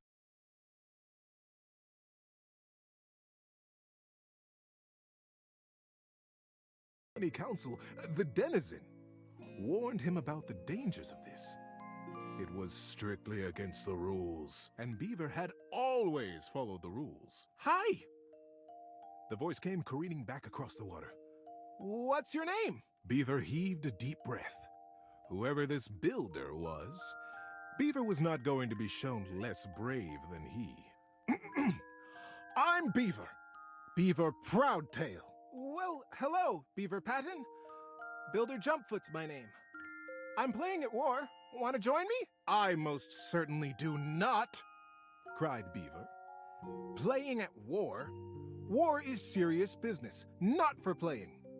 My colony is in a war right now, and I'm going to be a general when I grow up. I'm going to win that war. You'll see. Oh, gosh, sighed Builder. I sure hope you do. My colony is in a war too, and I'm so tired of it. That's why I made it a game. Games are so much less boring than warring all the time. The pieces began rapidly whirling around in Beaver's mind. Builder's colony. He's at war too. Right across the river. He realized he was talking to a beaver from the colony across the river, his sworn enemy since birth. Just then, the wind blew a gentle clearing in the fog, and the two young beavers saw each other for the first time. They could have been twins. Bright black eyes, thick tails, strong sticks, embellished with their colony colors. Builder's face broke into a broad grin. You look just like me! Scoffed Beaver. I'd say you look just like me. Builder laughed. The two regarded each other in amazement for another moment. It was the first time either of them had seen a denizen from the other colony. Builder leaned down and hefted up a perfect pebble from the riverside. Not too big, not too small. He tossed it up. With perfect timing, he swung his stick easily, and Beaver heard it crack as it met the pebble in midair and sent it winging across the water. Instinctively, Beaver reached out and caught it in his paw. Now he was accepting contraband? What would his parents say? But, upon inspection, the pebble was quite beautiful. It had a single bold red stripe around it, and it was wet from the riverside mud. His young mind decided that he would keep it. He would keep it a secret, of course, and that was all right. The denizen didn't have to know everything. The clearing and the fog began to fill with thickened air. He looked up, suddenly anxious to lose his new friend. Friend? Huh. How quickly that had happened. And there Builder was, smiling and waving. Maybe we'll play together again soon, he offered. Beaver gripped the pebble and nodded. Yes. Yes, maybe. One day. And then Builder was lost. Beaver finished his patrol and took his new experience, his pebble, and his smartly tucked stick back down to the colony. How you doing, buddy? Need a break?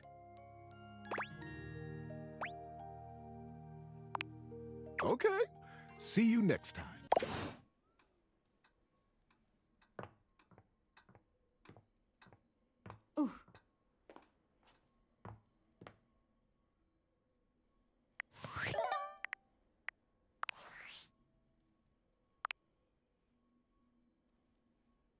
Yo, I know it's been a sec since we talked, but I've been sitting here trying to work, and all I can think about is the fact that you're like dating your couch and your TV.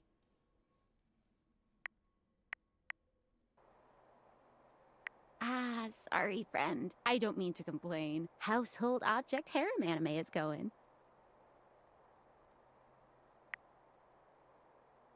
You think? Is it or isn't it? Well, yeah, they aren't like actually people. Okay, but honestly, like walking around your house and having what? Like, you gotta feel like super eligible, right?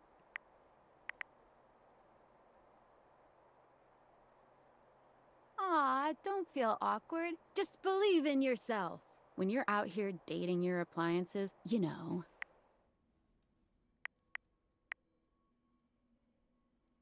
Yes, the fuck you do. All right. Keep your secrets. Who am I to make you? All my love to your household object lovers or whatever. Bye.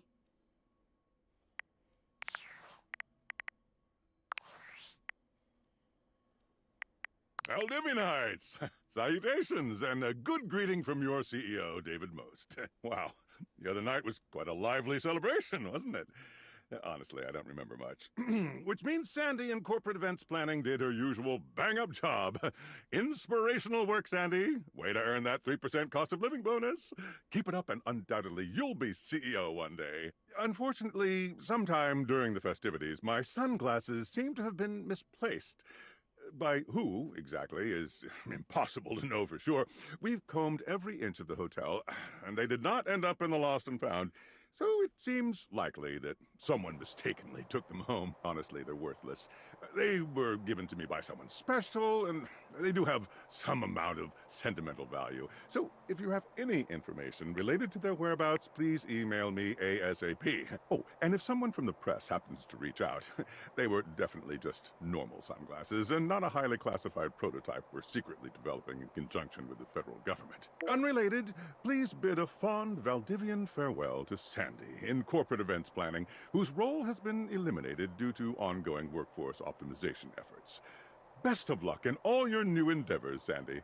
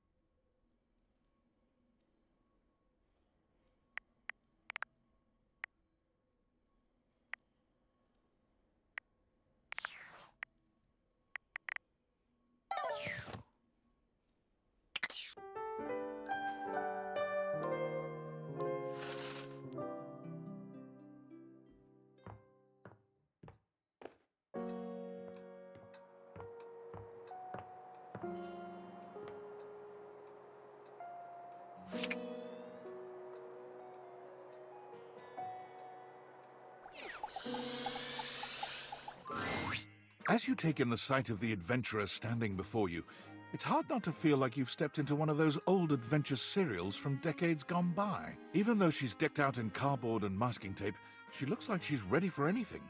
An extension cable whip wound around her arm and a daring grin on her pretty face. Oh, for God's sake, you're finally here! I was beginning to wonder and worry, and then I thought, gee, I guess I'll just have to go ahead and do it myself.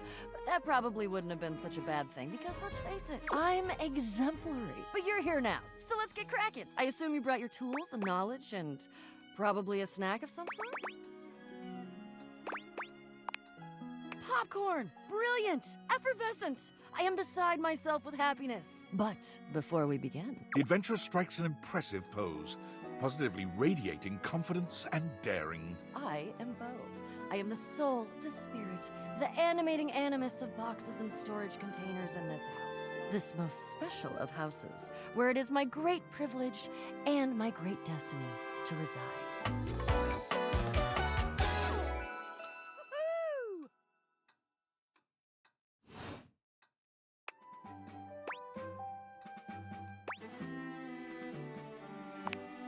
Ha! Indeed I am. I am about to embark on a great quest. That's what I do after all. I quest. I am an adventurer. I am a great explorer. I'm also an avid reader. I enjoy bubble baths and secluded mountain hot springs, trips to the beach studying turtle migration, anything involving the words ancient, sacred, statue, gem, or priceless piece of history. Wink.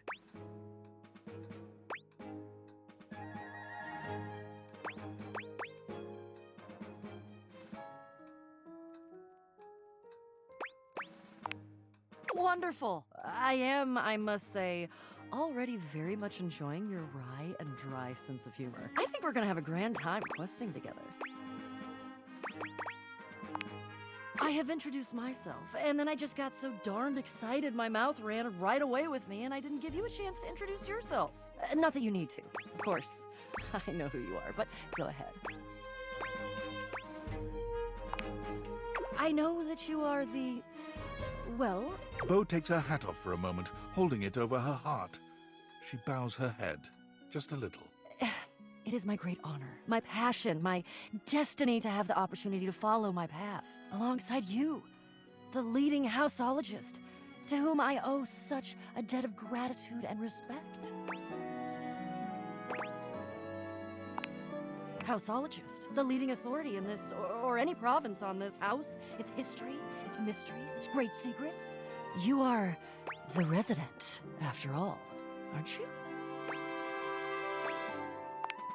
Are you telling me you're not the leading houseologist? Oh dear. Bo returns her hat to her head, her reverent expression fading into a rather more sour one. I'm starting to feel, well, a bit like I've got some birds in the box. Fluttering in the stomach, birds trapped. Slightly nauseated because the damn birds keep trying to tip me over. But you, I may have already said too much. Ha! I'm currently putting on a facade of being hale and hearty, in case you missed it. All is well. Leave. Go away. Get out of here, you scamp, and maybe come back and we can maybe talk about some stuff, and maybe the quest will make its way in there somehow, but no promises. Okay. See ya!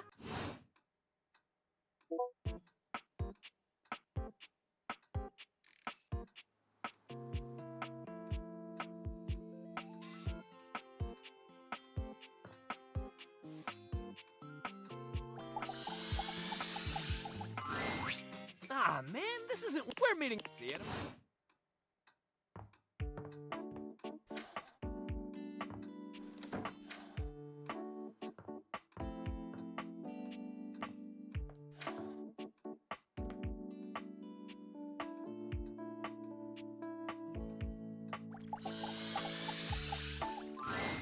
You walk into what you thought was your breaker box, but as the dark door swings open, you realize you're somewhere entirely more stimulating.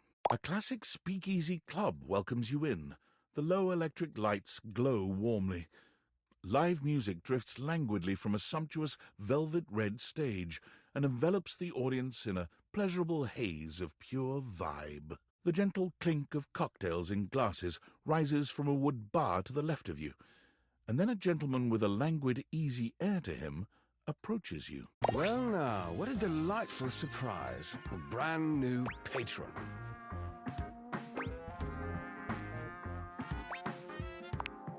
Really? Are you sure? I find that hard to believe, since this is the first time I've seen you here. Trust me, I would never forget such a striking face. Oh yes, distractingly so.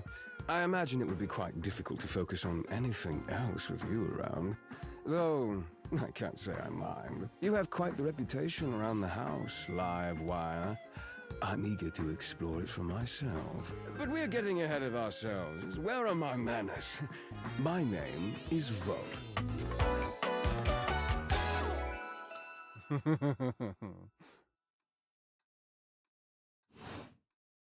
He extends a hand towards you, a conduit of pure, dangerous sexual energy that charges the very air between you.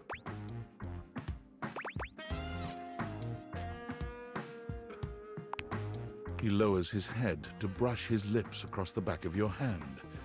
Was that a spark of static electricity you felt just now? It's a pleasure to officially make your acquaintance. Taking his eyes from you for the first time, Volt slips his arm around your waist and turns you, slowly, to take in the rest of the room. Welcome to the Breaker Box, the pinnacle of luxury and entertainment, and the most exclusive club in the house. Impressive, isn't it?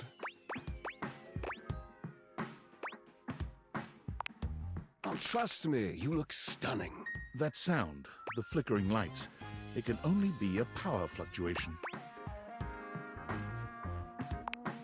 What? Oh, that. Well, that was nothing. Just a little surge. With this much energy coursing around, it's bound to happen from time to time. Vault.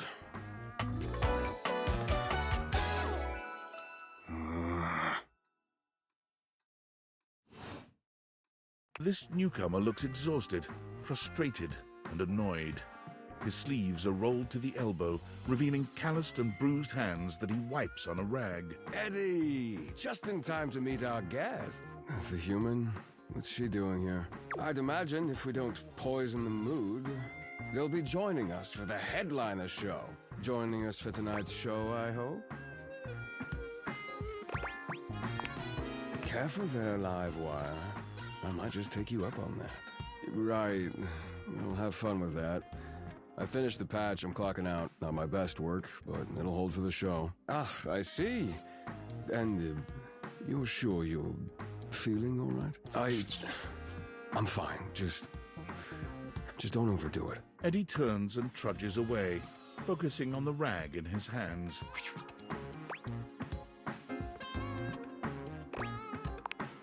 Of course. Eddie always is. His human skills leave something to be desired. Best to simply give him some space. Back to the matter at hand. Tonight's show! Shall I set you up at one of our VIP tables? You are, by definition, the only person in this house, so I'd say you more than qualify. Shall I set you up at one of our VIP tables? With pleasure. With a wink, Volt hops nimbly up onto the stage. He was born for the spotlight. Good evening, you scofflaws and ducky watsits. Looks like Johnny Splash is going to be singing for us tonight. Be warned, patrons, you might get wet. Hi, everybody. I'm Johnny Splash. I got a song for you all tonight. One from the heart. And tonight it'll be a cappella, because my voice is the greatest instrument of them all. I keep a close watch on the shower of mine. I keep my forces free of stain and grind. I scrub the ground from the tiles between the lines. I be a color. Oh, that was amazing, baby. I even surprised myself. I've seen many bombs in my time, but that one takes the crook-blasted cake. Even I couldn't clean up that mess. You didn't like it? I thought it was okay. I'll retool it and come back with something even better. Just you wait. With the club beginning to close down, it appears that the show is over. Patrons mill about, talking amongst themselves. You spot Eddie nursing a solitary cocktail at the bar. Volt is nowhere to be found. Things feel colder and quieter without his presence. Show's over. Club's closed.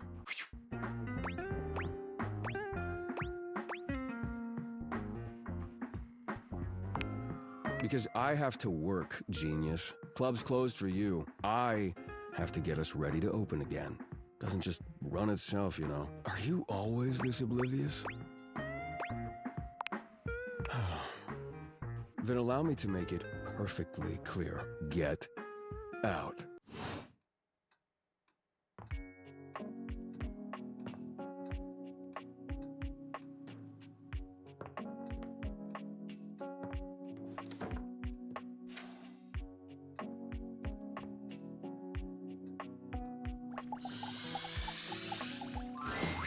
The handsome construction worker currently invading your space makes you feel as though you've accidentally wandered into an active building site. He holds up his hands to stop you from going any further, glaring at you as he looks you up and down. Whoa, whoa! Where do you think you're going? I can't let you in here without the proper PPE. Yeah.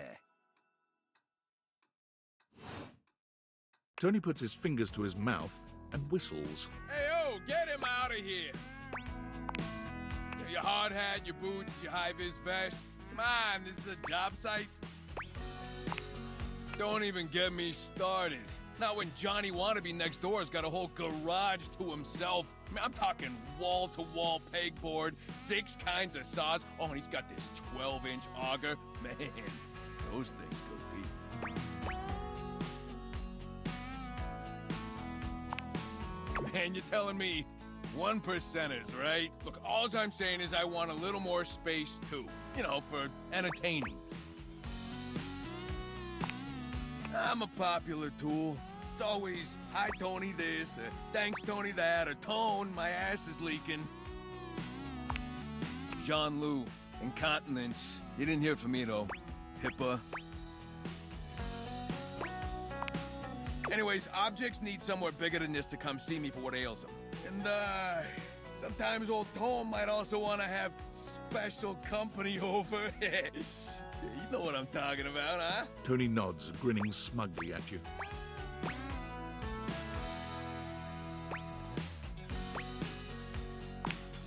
You know what I'm talking about. You know what I'm talking about. You know what I'm talking about, yeah. You know what I'm talking about? Woo! Tony nods at you. You nod at him. And you nod at each other, both entirely pleased that you each know what the other is talking about. So you get it. I need more space. Space for all sorts of things I may or may not be insinuating. I got a pitch for you. A drawbridge. Think about it. Your lover pulls up for a date and the drawbridge lowers to let him in. Pretty freaking impressive, huh? It damn straight is how I would build it using my tools. No curves in this drawbridge. The flat-looking screwdriver, the pointy star-shaped one, a hammer, and that spearmint gum you've had in here since April.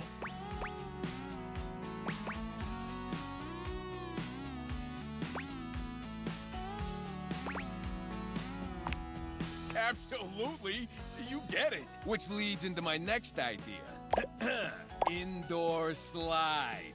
We get rid of the stairs, replace them with a slide. Great to travel from upstairs to downstairs.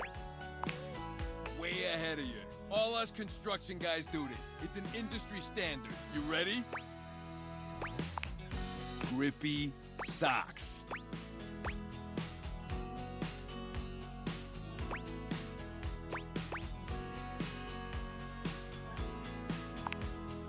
As steep as you want. Your house, your rules. Now, how do you feel about indoor pools? Because if we rip out the floor in the living room, we can get you an indoor pool.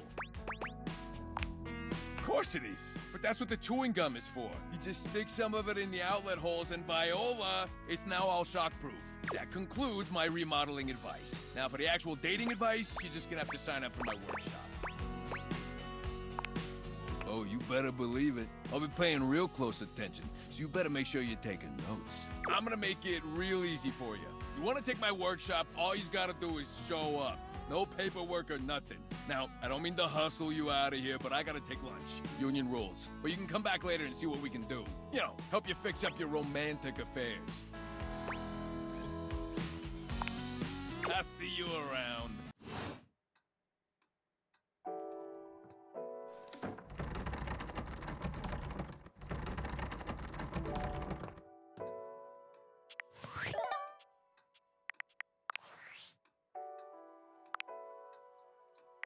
Unfortunate about Sandy and corporate events planning.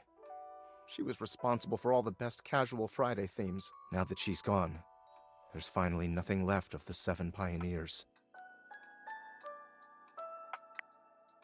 In the beginning, there were 7 of us, working out of David's dorm room, stealing Wi-Fi from the neighbors and using cardboard boxes for chairs. We had no idea we were changing the world. But then the money started flowing.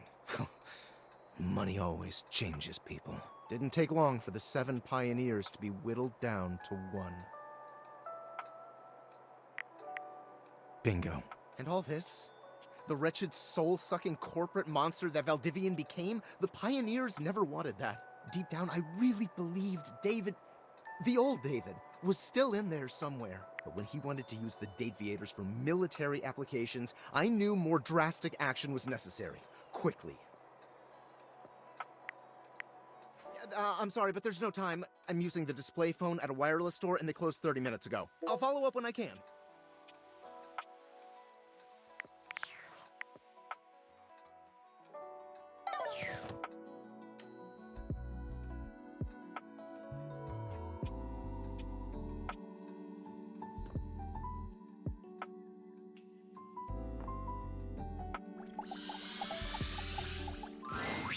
How does one even describe a warrior like this? A veritable, well, wall of muscle stands before you.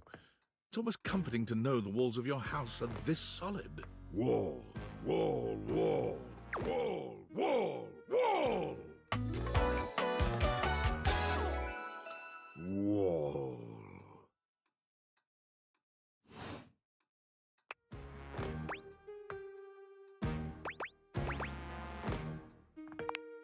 Wall! Wall, wall, wall! He beams at you, a flush spreading across his cheeks. I love you! Wall!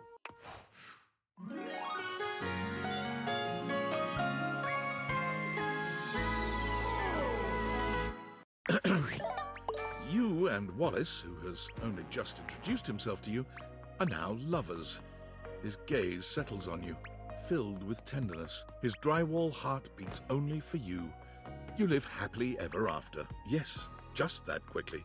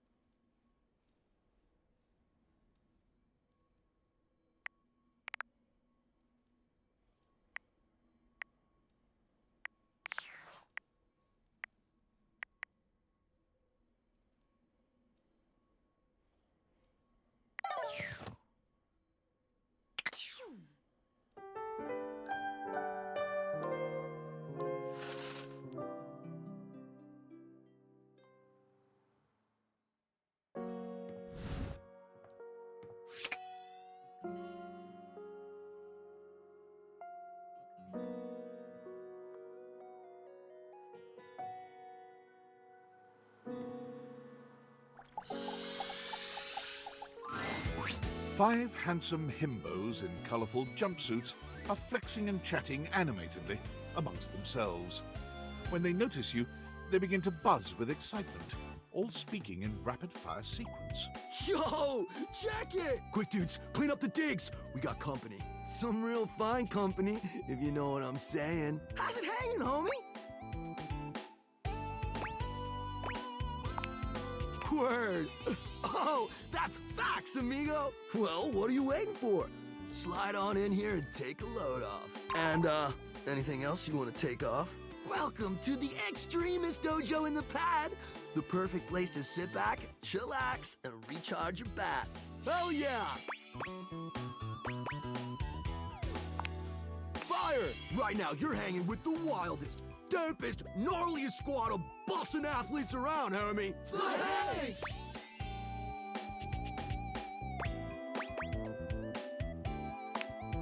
Yup! We're the Hanks!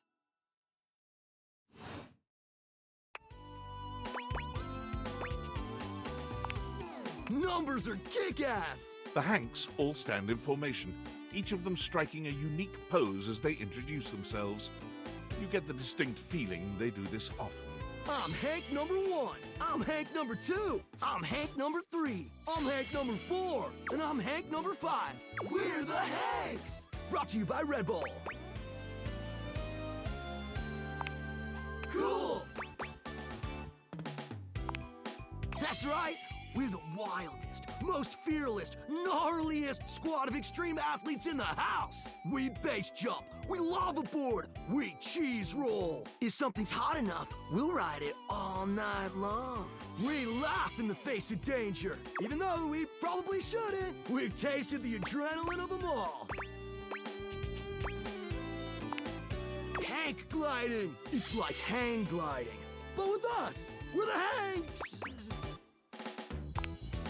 Oh, we're way beyond junkies, hot stuff. It's legit insane. But no cap, we live here with you. We're Casa roomies, amigo. Right? Life's way more kitchen with friends. Or friends with benefits. That's why we partnered with Red Bull. Red Bull's our sponsor, brah! Their bowls have the most riz, no cap. Not a single cap, amigo. And they're not just a sponsor. They're our fam. They fuel our adventures. They provide our wicked gear, get our exploits killer exposure, and provide the best medical support when things get gnarly. Let's be real. They do get gnarly. If by gnarly you mean dope AF. Gnarly just means awesome. Things are always awesome when you're hanging out with the Hanks! We high-key love it all, homie!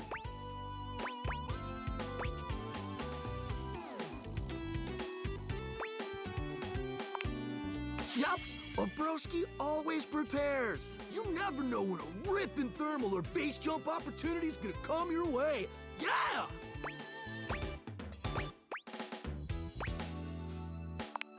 It is! Speaking of which, we were just about to head out for a little Hank gliding. What do you think? Wanna come? It high-key slaps, homie.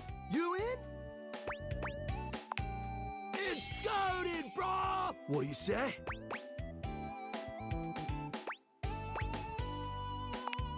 Sweet! You're one adventurous spirit. We love it. Epic. Just remember to stay focused and trust the wind. And hold on to me real tight. Follow our lead, and we'll be shredding thermals in no time. Get ready to soar, house homie! Thanks! Away!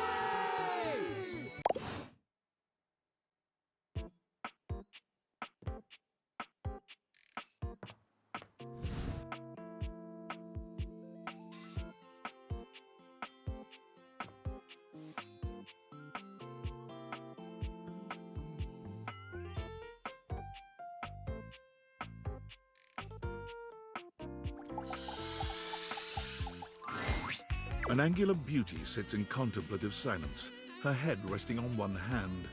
She doesn't greet you even when you stand directly in front of her. In fact, she doesn't even look at you.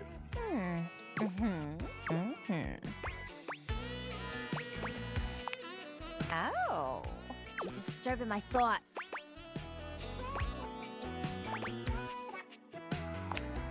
You're bad? Seriously? God, you're so boring. Well, that's it. My fantasy bubbles officially burst. Name's Tina. Tina Triangle.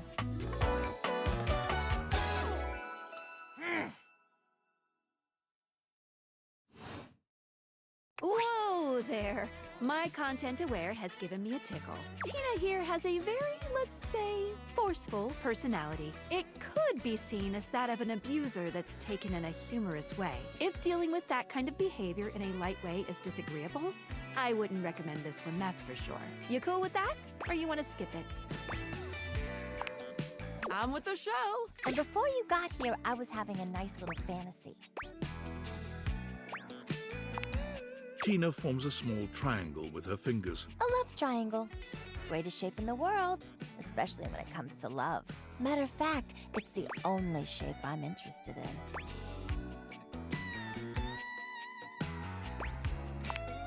Oh yeah? You're smarter than you look, cutie. But enough about you. You ever watch Love on Triangle Island? Oh, it is. Let me paint the picture for you. 18 sexy singles get together on an island. They gotta pair off into groups of 3, and every week a love triangle gets voted off. The last throuple to get voted off wins $1 million, but that ain't all. They offer them money and bring in their exes to try and break up the throuple. It's all just so deliciously dramatic.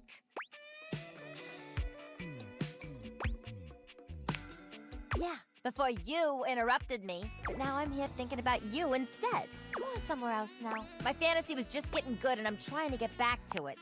Maybe. Bye.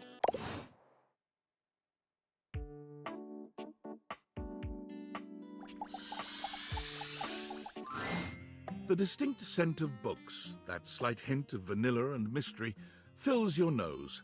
And while it's not at all unwelcome, it is strange to smell it when you're not actually paging through any of your books. It only takes you a few moments to track down the source of the smell. What appears to be the spirit of literature hovers a few feet away from you, nose in a book. When he sees you, he nearly drops the book he's holding, rewarding you with a glare. Ah! Oh, for God's sake, you cannot sneak up on me like that when I'm reading! You have no way of knowing what world I've been in. I might mistake you for a zombie or an ill-mannered country gentleman, and, well, I might have to act accordingly, you see. Yes, probably. I suppose that would depend, wouldn't it? My name is Lyric.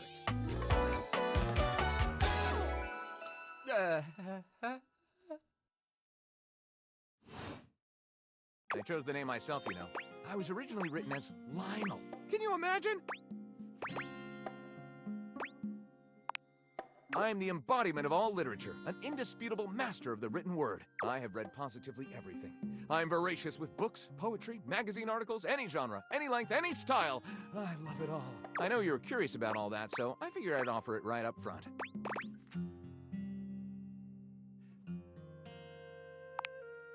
What am I not reading right now is a shorter answer. This one right here is 20,000 Leagues Under the Sink, a riveting account of voyaging in a submersible to rescue a clean sponge from a dirty band of moldy criminals. This one, Angles in America, is a non-fiction history on the American phobia of rounded spaces. A bit dry, but it does make you see space and architecture in a new light. This one I picked up on a whim, and I won't put down until they pry it out of my cold papier-mâché fingers. Pounded in the butt by the abstract concept of self-improvement while my gym equipment watches. This Chuck Pringle fellow, he really has a line on the object erotica market. Ah, that's like asking if a potter has a favorite ball of clay. I couldn't possibly choose among my balls. They all contribute to this chaotic and adorable additive sculpture. That is me.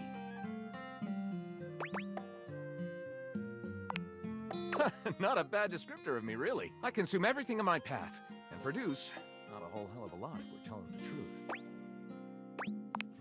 I consume all this literature, but I myself am no writer at all. Sadly, I have never even written a paragraph, not a single line of text, not a word, not a punctuation mark.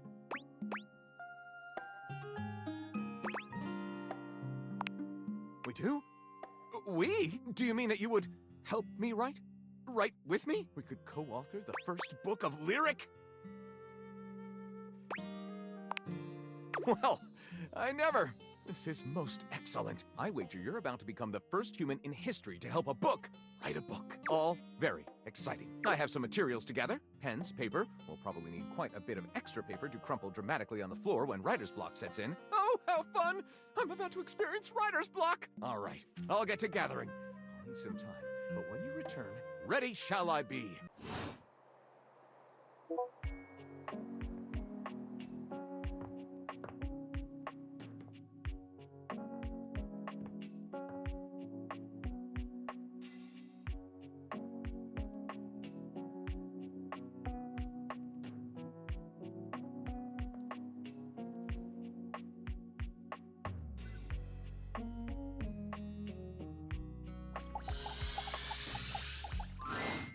Hello there, stranger.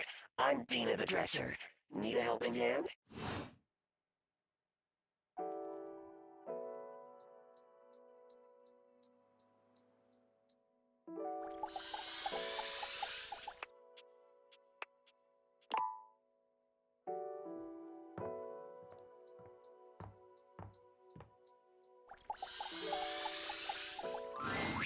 The first word that comes to mind when you see the large cowboy standing before you is solid. This guy is big, and he looks built to last. You might be intimidated were it not for the kind expression on his face and the sweet way he doffs his hat at you. No one's ever asked you this, but if you had been asked to imagine what your table might look like as a human, you think this would be pretty close. We've known each other for a real long time now, but we ain't ever been properly introduced. So, first things first, name's Abel, and I'm your table. Howdy.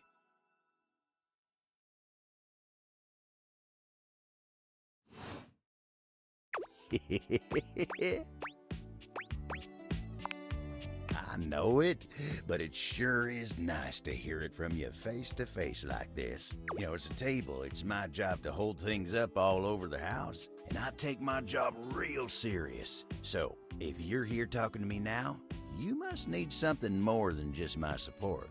And if there's one thing Abel's gonna do, it's make sure everyone in this house has what they need. So, what can I do you for? There's gotta be something.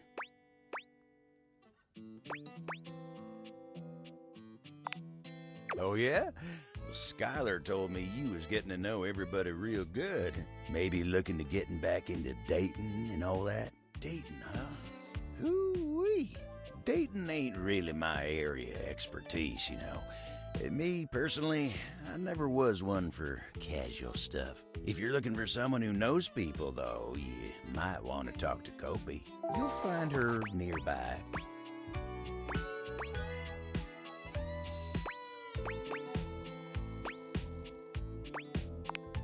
Oh, heck, I don't know. All that talking and whatnot. Trying to fit each other's history into bite-sized portions. Oh, it just ain't my speed. Well, I'm just glad I ain't the only one who feels a little left behind by the whole thing. But don't you worry. Kopi will get you on the right path. Wenda, tell her I say hey when you see her. You take care now.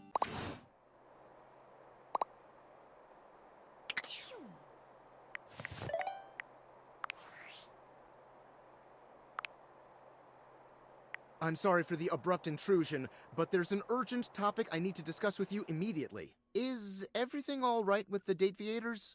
Are they operating efficiently? Well, as you know, I'm able to remotely monitor their functionality, and I've been noticing some deeply troubling readings coming from the quantum catalyst activator.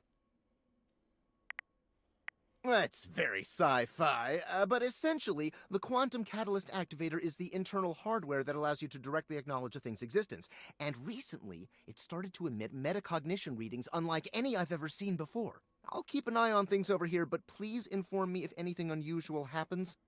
Your life depends on it. Sorry, it's not safe to talk anymore. I'm in a really sketchy neighborhood and this phone is super duper expensive, but I'll keep analyzing the data.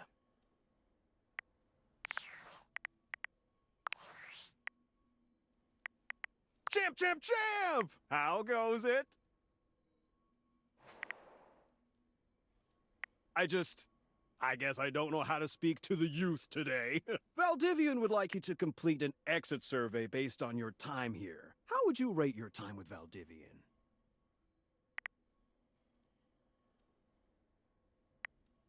Okay, I appreciate you participating. If you were to recommend, I don't know, Tom for a job somewhere, how likely would you be to send his resume along?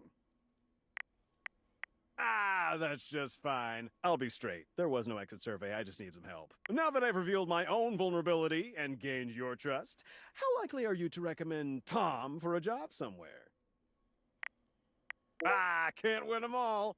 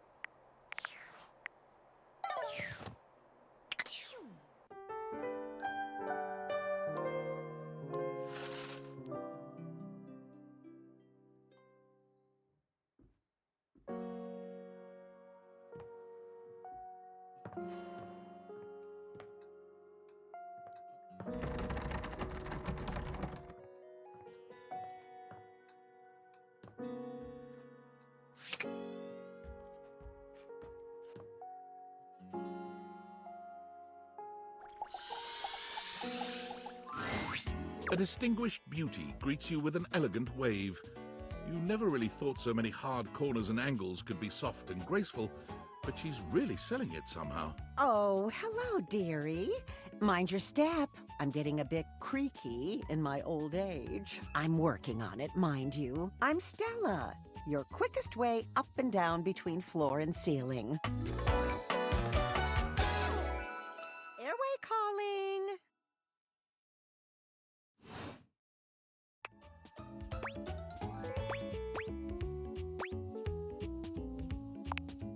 Well, aren't you a sweet summer thing? I appreciate the sentiment. Still, one step at a time, all right? Just in case. And step and step and step and step. At least, that's what they say. That's the way. Step on through. Oh, but you've got to dream big, you know? Hustle, I believe is the word. Self-sufficiency. You see? Well... Stella looks everywhere but at you, trying and failing to find the words. Eventually she sighs, plucking up the courage from somewhere within her. Truth be told, I'm starting a business. She gives you a nervous but sweet smile. Well, it's, a lot of things, but I'm focusing on a new release right now. Market research tells me it's a little lacking around here. No offense to anyone, of course.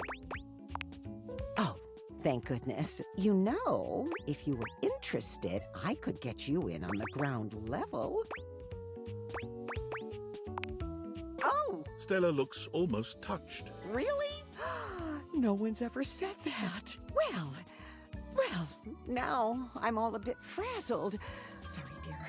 I'm very grateful. It's just, I've not gotten this far before.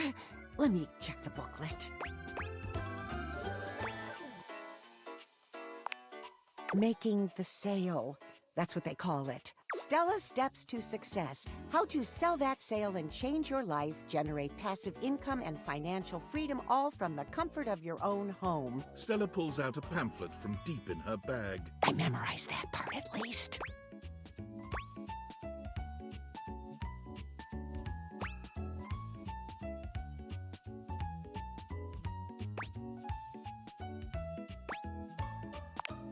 It does, doesn't it? And they probably did. Still, it felt rude to throw it out. There's some good advice in here, really, like this one. She unfolds the pamphlet and begins to read. Step 29. You can never have too much stock, but you can run out of storage space. Consider investing in a larger house.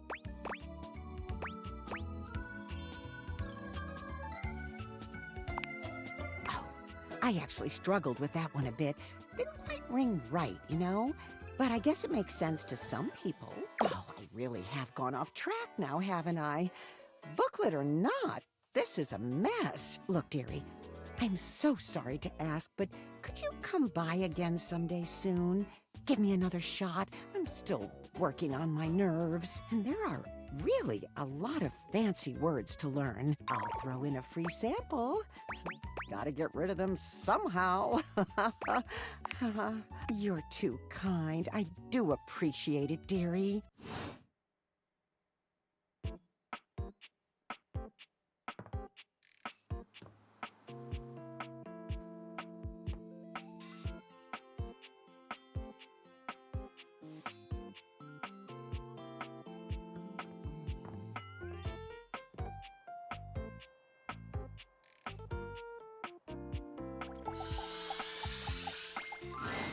You feel an unseen presence detach, flee. It seems that there is nothing here to speak with. Mysterious. Perhaps this is not the place.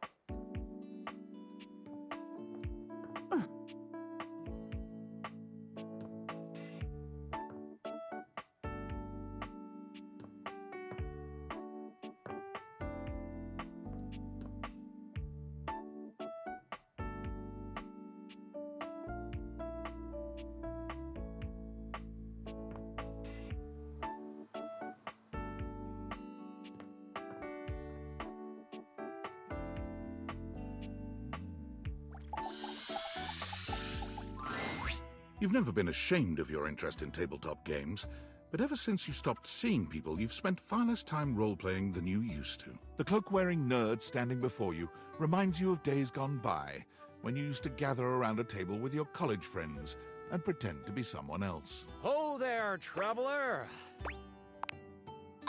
No. Ho, as in, hey, howdy, how are you? You know, simple salutation. Ah, that's the spirit. I'm Chance, your D20. The mysterious cloak comes off, and you see the friendly face beneath. Welcome. Taking a tiny respite from the drudgery of work?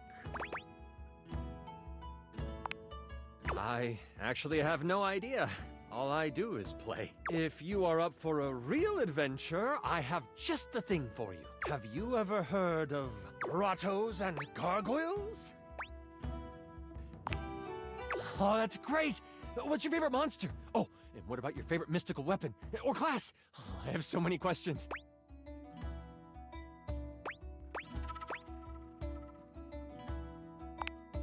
Wow, someone else who feels the same as me.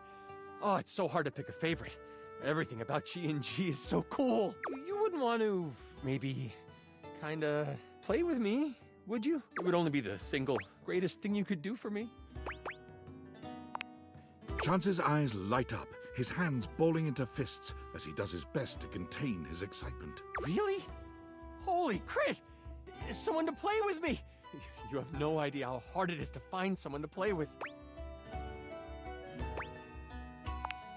Ideally, but hey, one-on-one sessions can be a really great way to learn the game. Depending on what class you pick, though, I might have a few friends around the house who might want to hop in. Regardless, it'll give us some time to get to know each other better.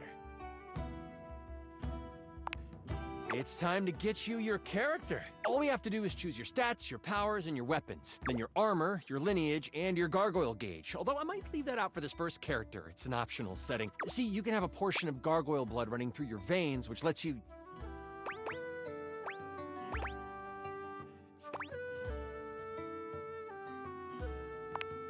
How about you let me make your character for you? I know the game inside and out, and you can just show up and play.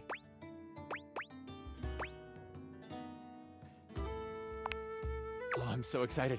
You have no idea how much fun we're going to have. I'll even build the session based on what class you pick. There are 3 classes I can get rolling for you. All of them are awesome, but they won't be too much of a challenge. I'd suggest the Troubadour, the Guardian, or the Enchanter. Which one would you like?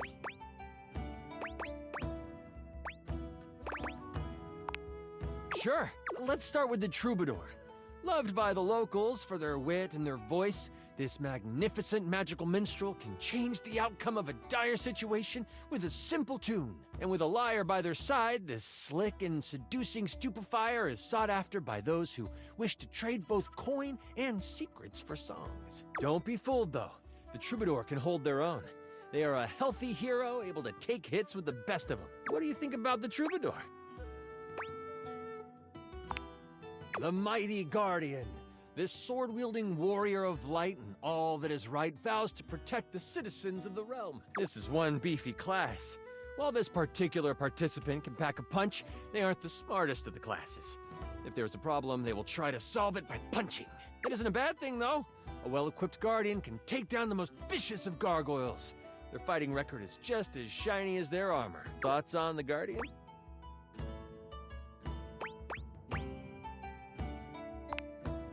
The Enchanter, the magic-slinging specialist who calls on charms to complete tasks. Shrouded in secrets and itchy cloaks, the Enchanter is a master of the far-off flaming finger. They are a bit more delicate, opting to avoid obvious agony by staying further back from the brawl. Don't think they aren't good at busting heads. They can spin spells to soften the toughest heel troll, or even summon a sidewinding slipper snake. How does the Enchanter sound to you?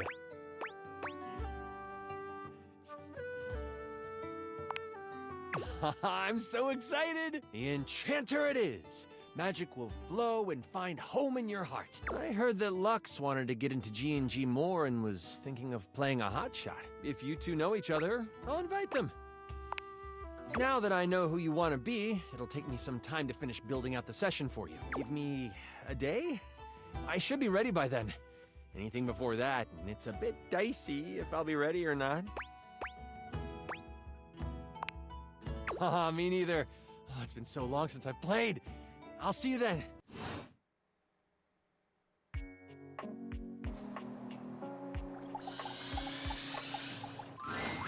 The frazzled figure standing before you has the sort of overworked and underpaid co-worker energy you've not seen since you started working from home. She startles when she sees you looking at her, dropping a number of office supplies clutched in her arms. Oh my god. You can see me? You can see me! Oh my god. You've walked by me for so long without looking at me. Office Romance magazine was right. Maybe this really is my year.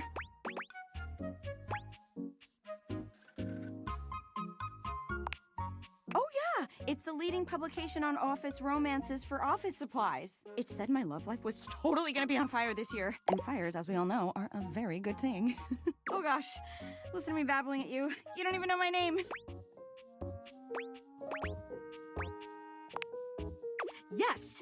Yes, I'm Penelope, and I'm your office supplies. Yay! Which, boy, let me tell you, you sure haven't used those in a while. Thank you! It's great that you're here, though, because now you can bear witness to the resurrection of Penelope office supplies! So what if no one's using me like they used to? I'm not dead yet.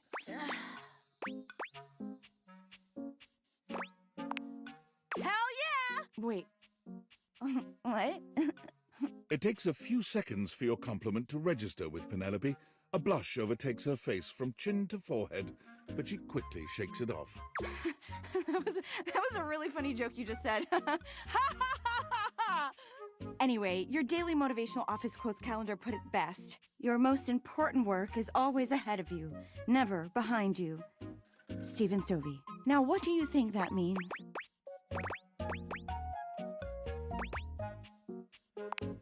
Oh, well, yeah, I guess that too. Yeah.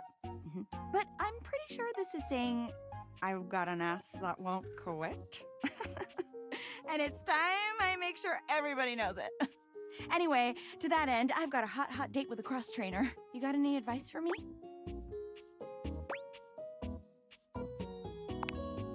Okay, cool. I can do that. I have arrived to do battle! I love that! Let's fucking fight! To arms! This is great! I'm not scared at all! You leave them to it.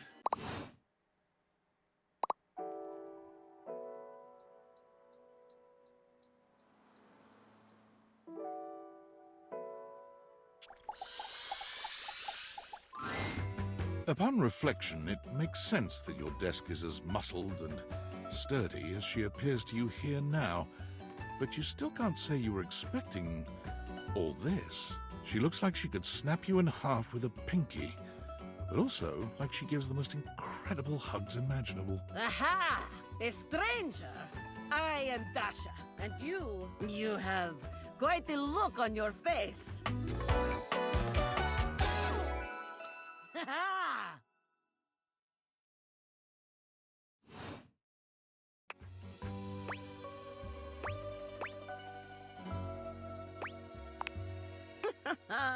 Of course I could. Would you like that? These muscles aren't just for show, after all.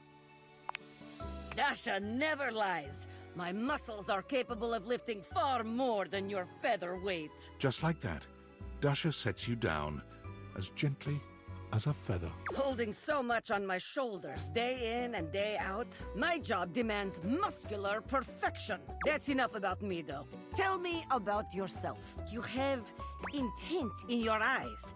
Have you come to ask me questions? I see much here through the day. I have become very good at reading people. Your eyes might as well be question marks. But listen to me go on. Speak, friend. And you have come to Dasha to help you do this, yes? You have come to the right place. Tell me more.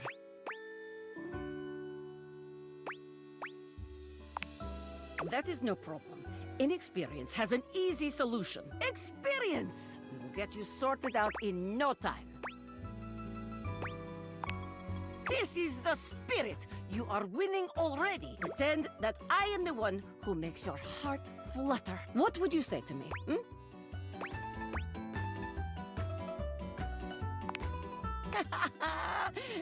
You are funny one. Great joker, you. Try again. Seriously this time, huh? We are only just meeting, my friend. It was very funny, really. But the time for joking is over now. Okay. Perhaps there is too much pressure. Perhaps we must go back to basics. We are side by side at Tasteful Bar. I am just your type. You wish to impress me. How do you get my attention?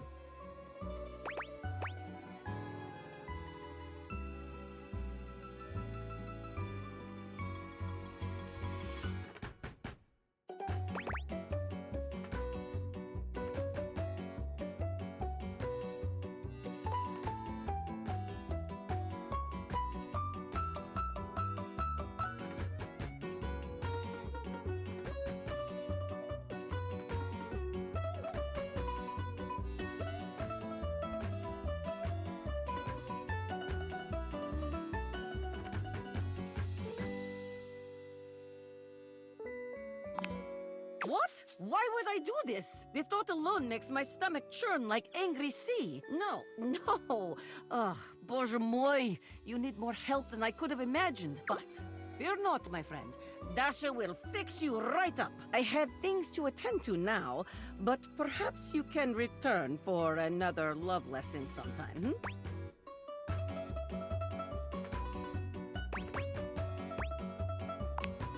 See you then.